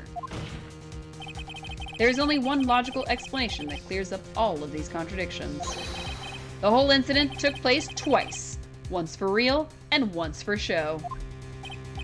And Mr. Fiorio Tigre, the only person who could have committed the crime, is you. Fantastic. I mean... Witness, what have you got to say? That's cute. So, sorry? You's alright. I could do with a guy like you around. What do you mean? Okay, I'm in on this game. I'm gonna have to charter a jet to get me to my meeting now, but I'm gonna give you one more thing to think about before I go. Something to think about? You's got it all wrapped up nice, huh, right? But you's missed out on one real important thing. But that can't be. I was in the joint that day, and I met that kid too. But I couldn't have poisoned him, you see? What? You really expect us to believe you now, Mr. Tigre? Ha! What a troublemaker. Troublemaker? Looks like we're going to need another one for the road. Wow. One more steaming cup of hot testimony. Indeed. Witness, if you will explain yourself to the court. I will give you one more chance to testify. What happened that day at Trabian between yourself and the victim? Alright. Chipping away at his falsehoods and lies. Ties to the victim. Yeah, I loaned Glen cash, about $100,000. That day, we was due to have a little chat. The kid had hit his payday check. Had hit his payback date, see? So anyway, he tells me he's got no way to pay up. I'm about to flatten the guy when he starts screaming. Yes, I won $500,000. He got lucky, you know, real lucky. If that waitress hadn't done what she did, everything would have been over.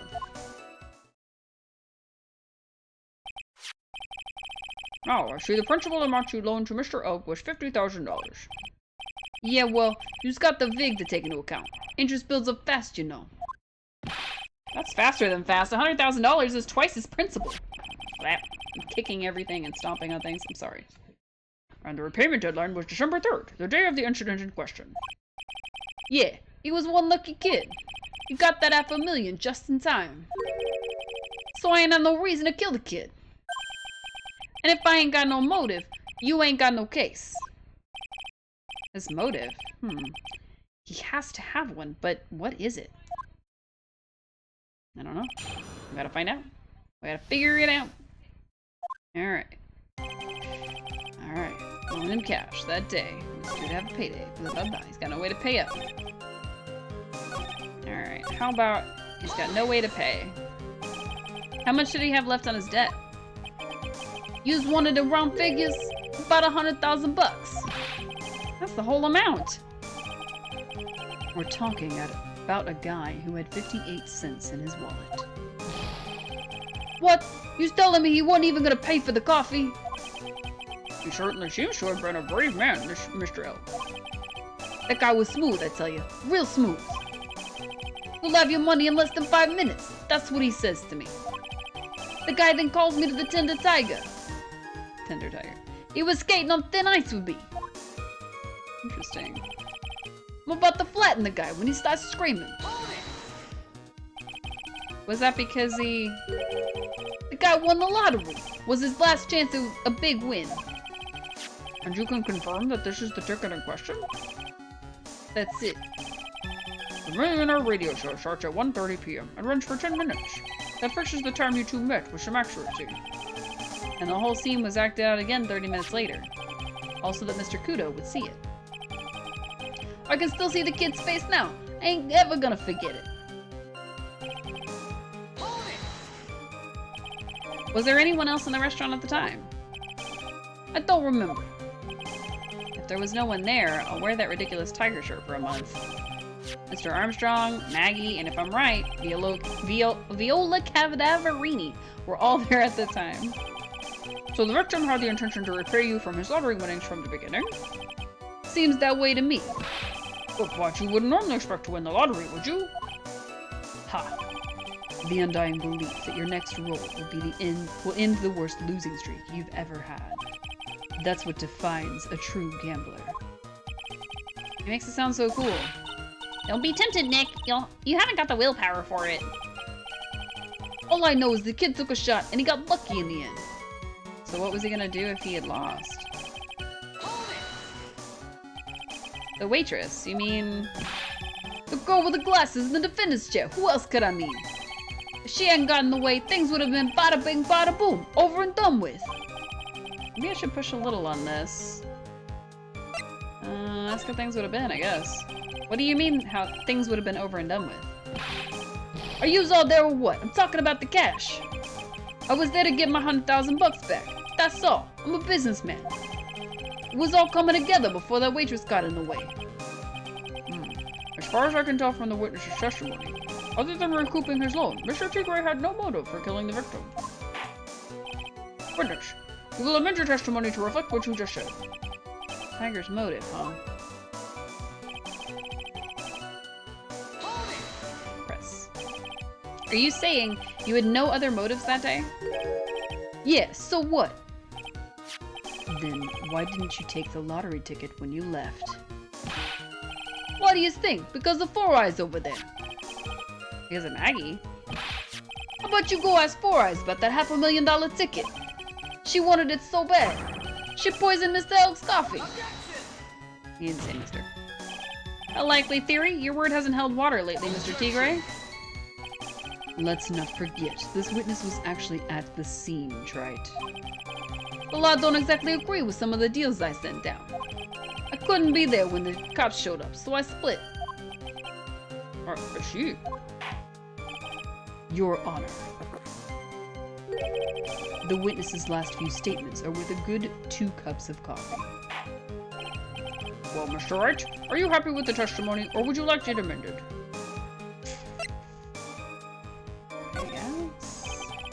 I'm not going to get anywhere with the testimony as it stands. Your Honor, the defense would like the testimony amended. Very well. Witness, you will amend your testimony to reflect your recent statements, please.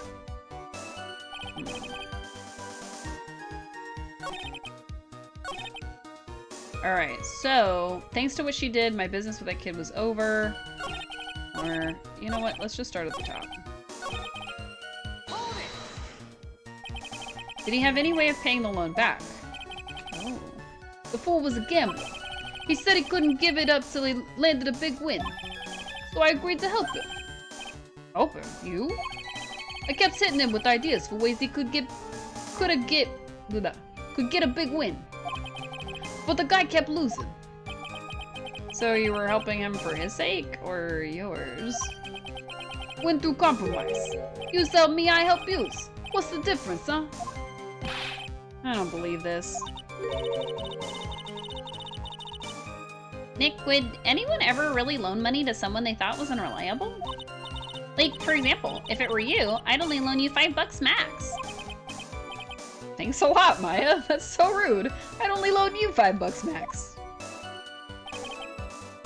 Alright. So how much were you expecting him to pay you back on that day? What do you think? The whole package, $100,000, including interest. That's a real heavyweight punch. Once a client misses a repayment, you call the whole loan in. You want to make it in my world, that's all you gotta know. And how many times have Mr. L been late with his repayments? Once. And how much was he supposed to pay back every month? $50. Sounds like Mr. L was in a really sticky spot. Yeah, at $50 a month, he'd never pay that huge loan off.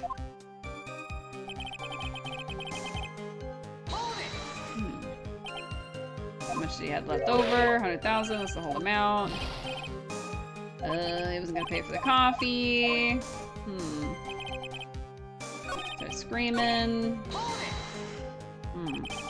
Tiger's trying to pin the crime on Maggie. If I ask him about what he saw, it's only gonna damage our case. What do you mean things would have been over and done with? I used all there or what? I'm talking about the cash. I was there to get my 100,000 bucks back. That's all. I'm a businessman. It was all coming together before the waitress got in the way. As far as I can tell from the witness testimony, then blah blah blah. Mr. Wright, are you happy or would you like it amended? So we have to pick one of those two statements and then object to it. Let's have it amended. I'm not gonna get anywhere with it as it stands. Blah, blah, blah, blah, blah. And I have no other reason to kill the guy. I mean, we know that the... I just went in a big circle for no reason. We know that MC Bomber was supposed to be worth like 100,000-ish. So... Good, I'm just gonna present that. So you just intended to get back the $100,000 Mr. Elk owed you, correct?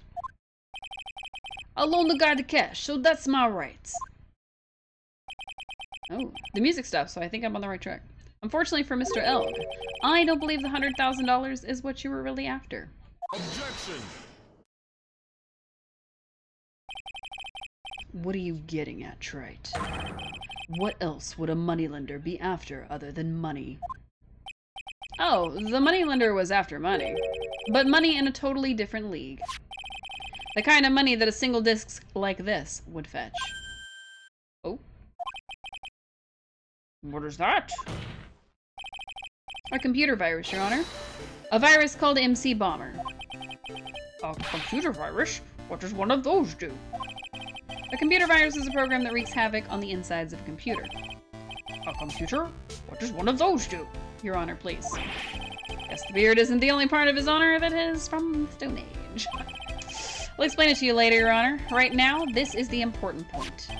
A virus like MC Bomber would have been worth several $1 million on the black market. Several $1 million? Lending money with no hope of ever seeing repayment would normally be bad for business. But in this case, the very fact that Glen Elg had no way to repay the money is crucial. What? Glen Elg was a programmer, a highly skilled programmer. That skill was the collateral Mr. Elg put up in order to borrow the money. Objection! You're trying to suggest the witness's motive was to get a hold of that program? Exactly. The witness may have poor fashion sense, but he is by no means an idiot, Trite. A man like him could get his hands on $1 million without resorting to murder. Of course he could, provided that he had time. But what if he needed the money right then? When the pressure's on, the luxury of choice tends to disappear. It seems you have a logical conclusion for this theory, Mr. Wright. Would you care to share it with us? Why did Mr. Tigre need money to the tune of $1 million? Why, that would be the medical bills. In December of last year, you found yourself in need of a huge amount of money. About 6 months ago, you were involved in a traffic accident, weren't you? An accident involving a car and a scooter, in which a young woman was injured. She was taken to the hospital, where she underwent surgery. How much of this do you know? Do you know? These medical papers document the treatment of the young woman in question. According to these, her operation cost $1 million. And yet, when the payment was due last month, you somehow managed to pay it in full. $1 million? A preposterous sum. Someone should sue those HMOs. Ha! No one would pay a bill like that. If the medical association got wind of it, the hospital would end up as dead as a morgue. But Mr. Tigre had no choice but to pay. Because his very life depended on it. Ah! Order! Order! Order! You say his life depended on it, Mr. Wright? Indeed it did. simply because the injured woman was none other than Viola Cadaverini. Did you say Cadaverini? For like the third time this evening? Bruto Cadaverini, mob boss in charge of all underworld activities in the city, and doting grandfather to his precious Violetta, also known as Viola Cadaverini. I think it's Violetta, actually. Your life was in danger unless you paid compensation to the boss, correct? It makes sense. You were desperate to acquire the $1 million Bruto Cadaverini demanded of you. So desperate, in fact, that you decided to sacrifice Glen Elg's life to pay your debt.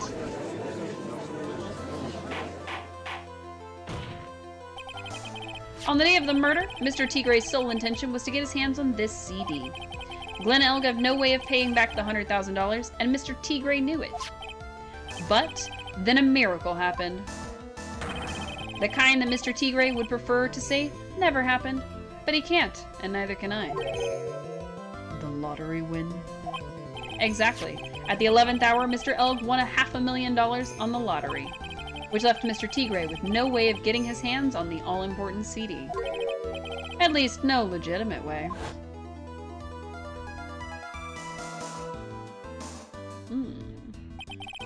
So he resorted to illegitimate means. That's crazy. He murdered Glen Elg and then made his next move, to frame Maggie Bird for the crime. Mr. Tigre posed as Glen Elg, while Viola Cadaverini played the role of Miss Bird. And they reenacted the whole thing in order to establish a witness. The witness being the one we all heard testify yesterday, Mr. Victor Kudo. Like I said, Trite, that's crazy. No one could pull off a stunt like that. For starters, there's no way the chef could have been kept in the dark about it. But Mr. Armstrong was in on it from the very beginning. Oh, excuse me. Have you forgotten already, Mr. Godot? Mr. Armstrong owed the witness money too. $500,000, in fact. He had no choice but to go along with Mr. Tigre's plan. It's Don Tigre, but okay. Order! Order! Silence, or I will clear the... You's put on a good show, Spiky. If yous want to stay alive in the loan shark business, you gotta be careful. You saying I dressed up like that kid, created a witness, and framed someone? If I did something crazy like that, I'd leave a trail as bright as my shirts. I ain't dumb enough to do something sloppy like that. I agree. You do? Despite your appearance, you are very careful. That's why you took one more precaution. One more trick to make sure Miss Bird had no way out. What? Another one, Mr. Wright? Interesting. Why don't you fill us all in, Trite? What was this trick you say Mr. Tigre performed to frame the accused? Why, it was impersonating me, of course. With a paper badge. What on earth is that? What an insult to think anyone could be fooled by such a childish imitation. Except every single one of you was fooled. Consider yourself insulted, Your Honor. Mr. Tigre, you didn't just pose as the victim on the day in question. A month ago in this very court, you posed as me. What? That's... the truth. What? The witness looks nothing like you, Mr. Wright. Now he's staring at him. Stare. Although, now that I think about it, it was you, wasn't it? Yeah, it was. This is our fake. No doubt it was you, standing in here this very court a mere month ago. The Phoenix Wright who put up the most disreputable, shabby defense I have ever seen.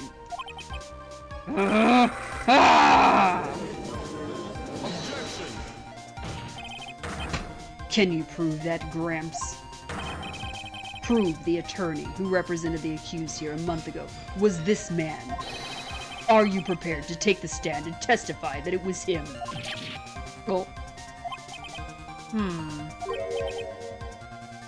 Hey, forget about it, yeah? I wouldn't do something like that. Not me. You made a mistake, right? It was someone else, huh?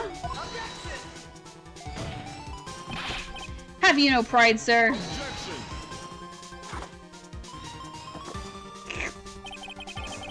This isn't a matter of pride. In case you didn't know, Tried, here in court, we deal with people's lives. Huh? Mr. Godot is right. Your Honor? Speaking for myself, I'm absolutely convinced. The attorney in question was the witness standing before me now. However, I preside over this court as the judge, with the vested power to hand down a verdict. Someone in my position cannot be swayed by a memory without evidence to support it. No. I mean... If the defense has no further evidence, the court will now excuse the witness. The circumstances surrounding Mr. Tigre are dubious for sure, but not conclusive. But we've come so far. You say he impersonated Glen Elg. You say he impersonated you. But none of that adds up to a murder charge. You don't have a shred of evidence that the witness poisoned the victim's coffee. It's true. We don't have any evidence that says that. What do we have? Ha!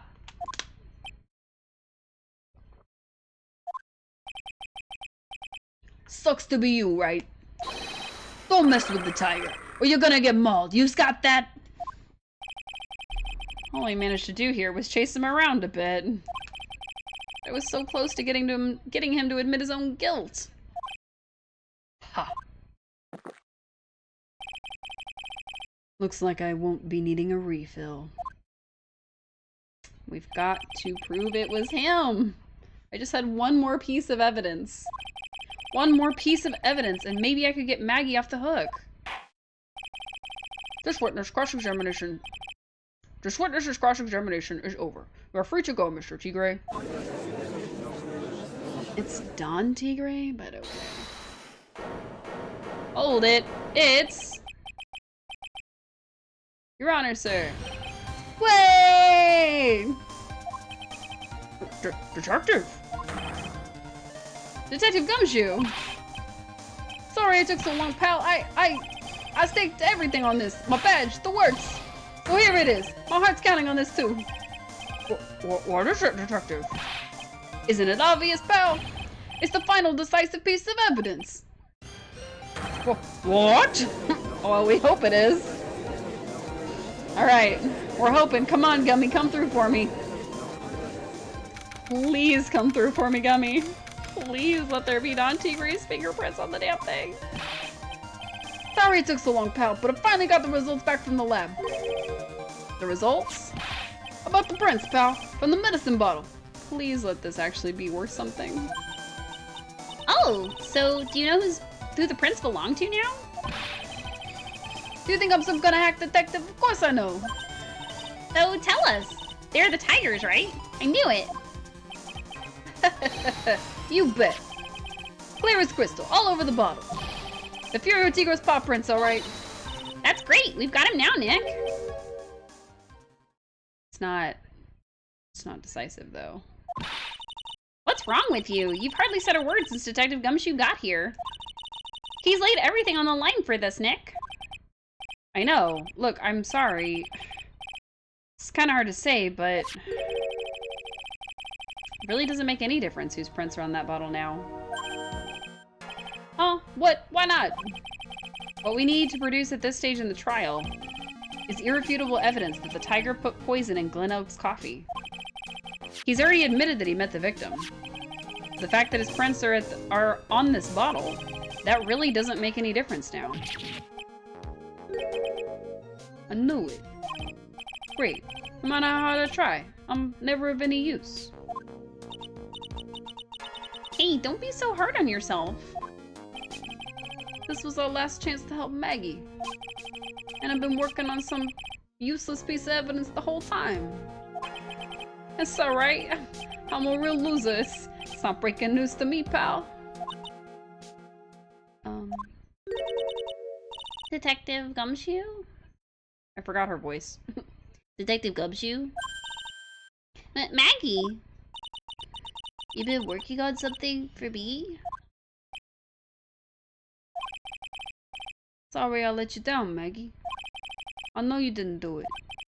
And I'm a detective. We're supposed to be able to prove stuff like that. I'm really sorry. I'll get out of your hair now. Detective Gumshoe, wait! It's gone. Isn't there anything we can do now, Nick? I wish there was. Gumshoe worked so hard to get that evidence. If only there was some way I could use it. What if we pretend that it's poison, but don't strictly say that it is? Like, if we don't say what's in the bottle, and he just says it for us, then maybe... Let's bluff. Bluff it! Bluff it! We can do it! Mr. Wright, Yes, Your Honor. I granted you a recess. You can prepare this decisive evidence you've discovered. Yes. Don't keep us all in suspense, Trite. Show us. Naturally. We can assume it's evidence that will actually stand up in court, can't we? Think, Phoenix. Don't let Gumshoe's hard work go to waste. How much more of my time you's gonna waste? I ain't been in no court before. But you lawyers should know how to blow things out of proportion. I do feel bad that his voice and Gummy's are the same, but it's fine. They're not standing next to each other this time. No doubt. Given the nature of the evidence, it will speak for itself. Nevertheless, you will talk us through it, Mr. Wright. Well, I know I can't prove anything new with this evidence.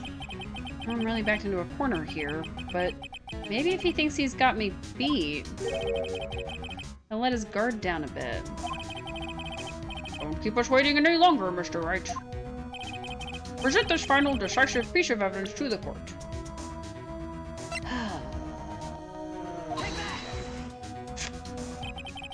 This is the defense's final piece of evidence. Isn't that the victims? Your Honor. Naturally, the court is already aware of the contents of this bottle. However, interesting new information has come to light. We're just slamming. We're not letting anybody say what's in it. We've clearly identified some fingerprints on it. Fingerprints belonging to you, Mr. Tigray. What? But Mr. Wright, what conclusion are you hoping to draw from this new information? Everyone in here knows what this bottle contains, except one man. One person in this courtroom should theoretically be in the dark. My prints are on that pansy-looking bottle. Is that what you're saying? Well, what the hell's in it anyway? Ooh, a phony trial, a phony lawyer, and phony clues. Everything about this case has been phony. Seems like the perfect excuse for some phony evidence. Mr. Tigray, this is the decisive piece of evidence that will prove your guilt. Why? Because it contains... Do we lie? Do we lie and say potassium cyanide?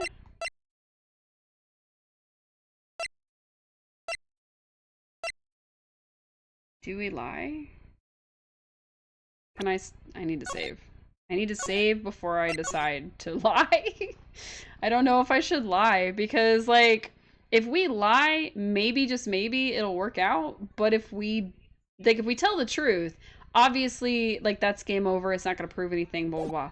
But if we lie, like, the judge and Godot are immediately going to call us out. So either we lie and they call us out, or we tell the truth and we lose. I mean, obviously, we're not going to say Armstrong's Oils, because Armstrong's Oils wouldn't make any sense. We could say the medicine and tell the truth, and then be like, oh, how did you know that the poison wasn't in the medicine?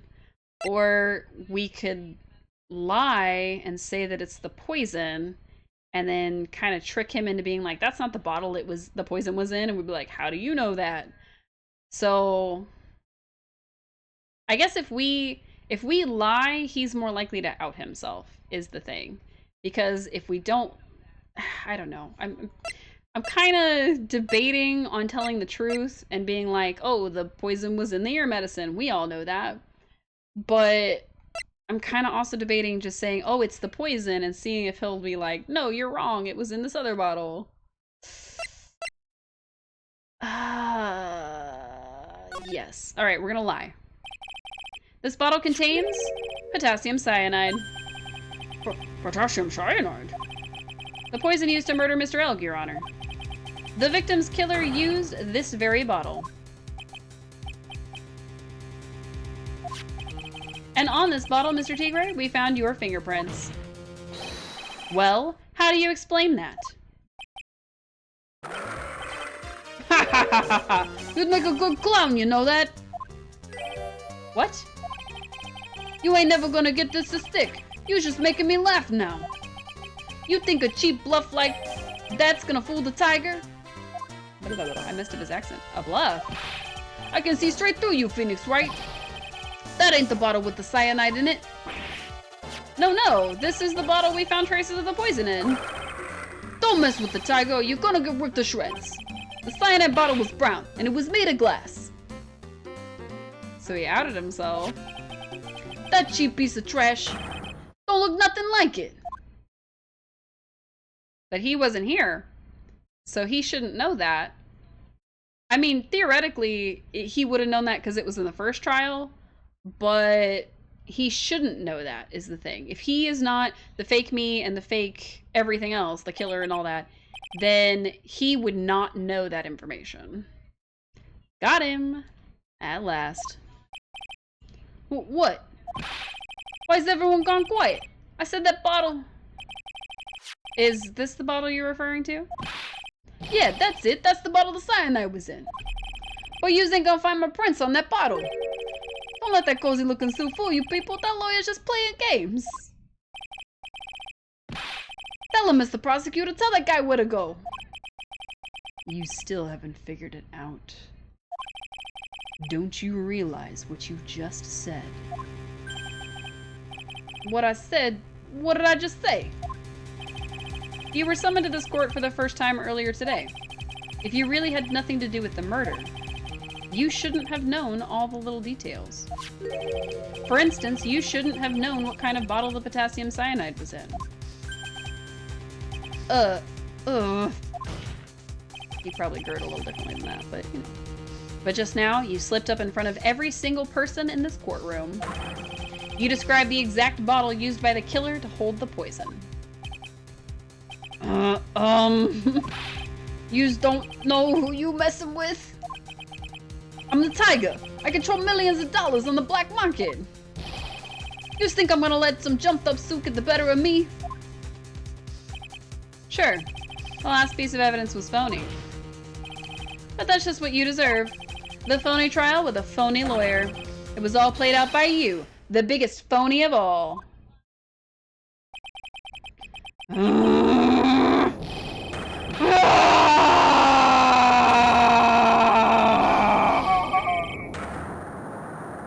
He's still roaring, but I can't hold it that long. Sorry, I couldn't hold it that long. I did my best. Did he knock the power out? What happened? What's going on? It was like a blackout. Oh.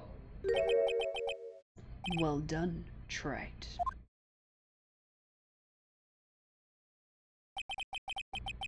I saved my 17th cup of coffee just for you. Wow. Savor it. While you watch the police restrain your prey. Oh my god, he's like frozen. That was kind of terrifying. Wait, does that mean we proved it? Mr. Right, you caught a tiger by his toe, but if this one hollers, he won't be let go. Wow. Now then, how are things going?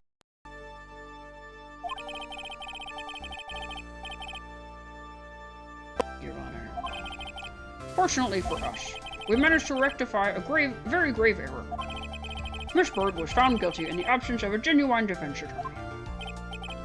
Yes, she was. And in the absence of genuine evidence. But the tiger made one mistake. Indeed. He very nearly got away with everything, if it wasn't for that one slip of the tongue. Rio Tigre is a truly frightening criminal. Ha! The truly frightening one is that defense attorney over there. Ditto. Is that a compliment? Well, now I am in a position to deliver my verdict. This defendant finds the defendant, Maggie Bird. Not guilty! Woo! We did it! Woo! I love the confetti. They just have confetti cannons that go off. That is all. This court is adjourned. We never gave her the weenies. Like, we have a second thing of weenies, and we never gave them to her.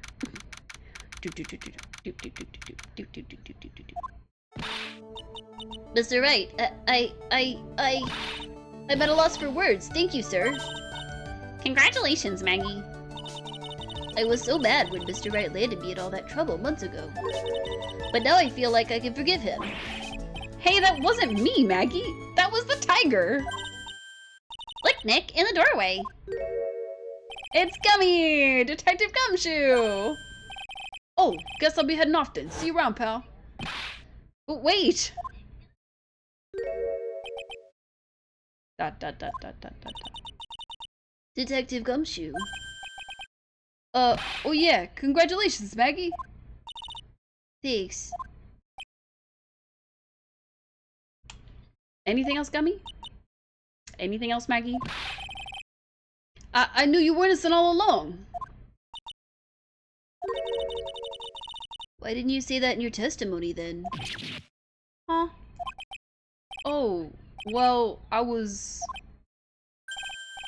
Well, guess I'll be heading off then. See you around.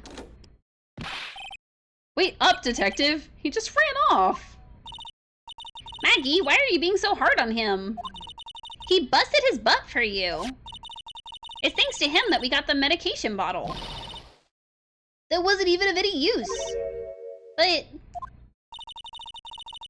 it's only because Mr. Wright used it so cleverly. Detective Gumshoe was just running around in circles. Poor guy. Looks like she still isn't ready to forgive him. Can't you just put in a good word for him, Nick? Yeah, Maya's right. I should help Gumshoe out. It's clear he needs it. Maggie? You know, Detective Gumshoe's been really worried about you through all this. I wanted to believe that, sir. But on that first day of the trial, he practically gave the judge a free pass to lock me up. He didn't have any choice, Maggie. He's a detective. He has to report the facts. He doubted me, that's why. He thought I might have done it. I gotta prove to her that Gumshoe really cares about her. I know. I'll give her a little present to celebrate her freedom. Is it the weenies? It's made with love. I'm doing it. Here you are. A present to celebrate your freedom. That's... A present from Detective Gumshoe. Made with a ton of love. He said you lost weight and he was worried about you. Detective Gumshoe. I actually really like weenies, you know?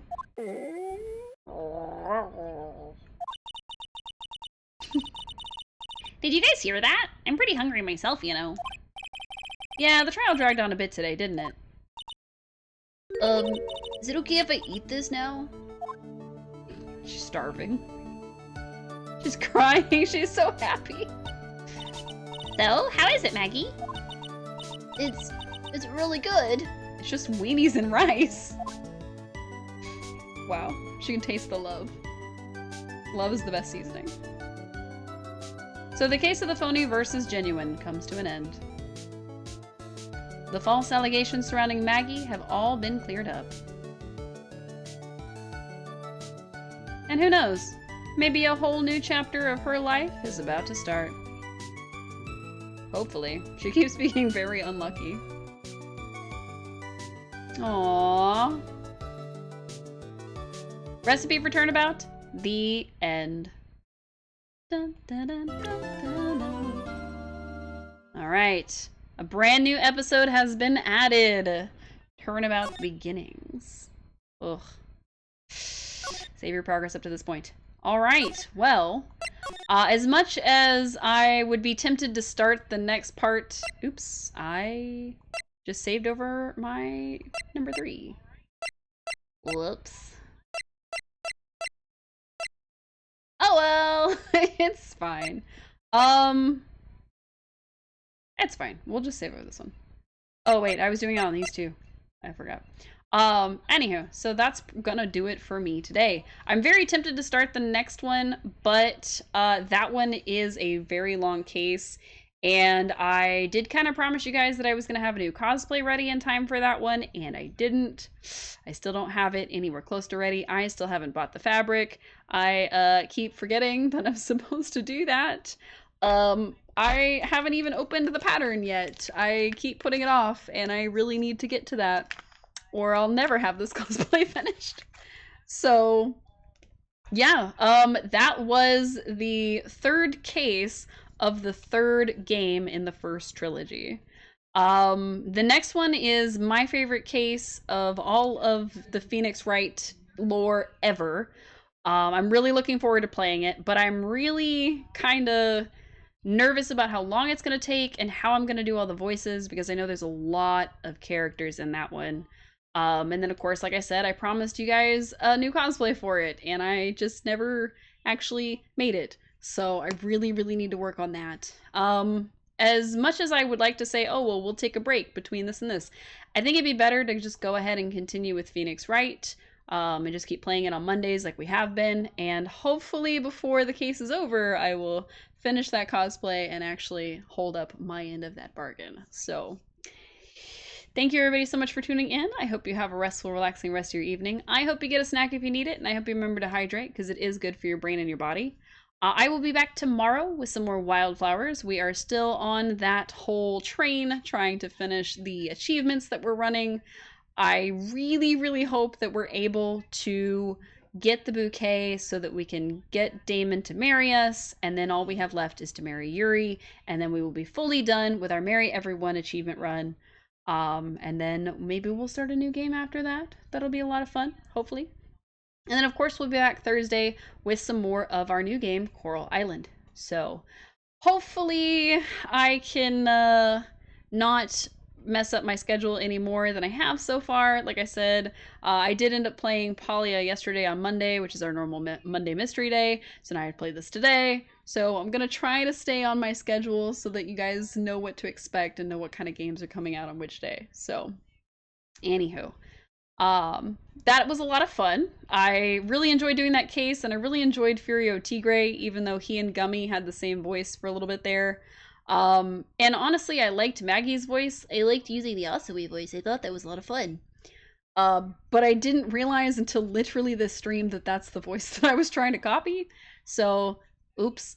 Anyhow, so, like I said, thank you all so much for tuning in, and I hope to see you all again real soon. Bye!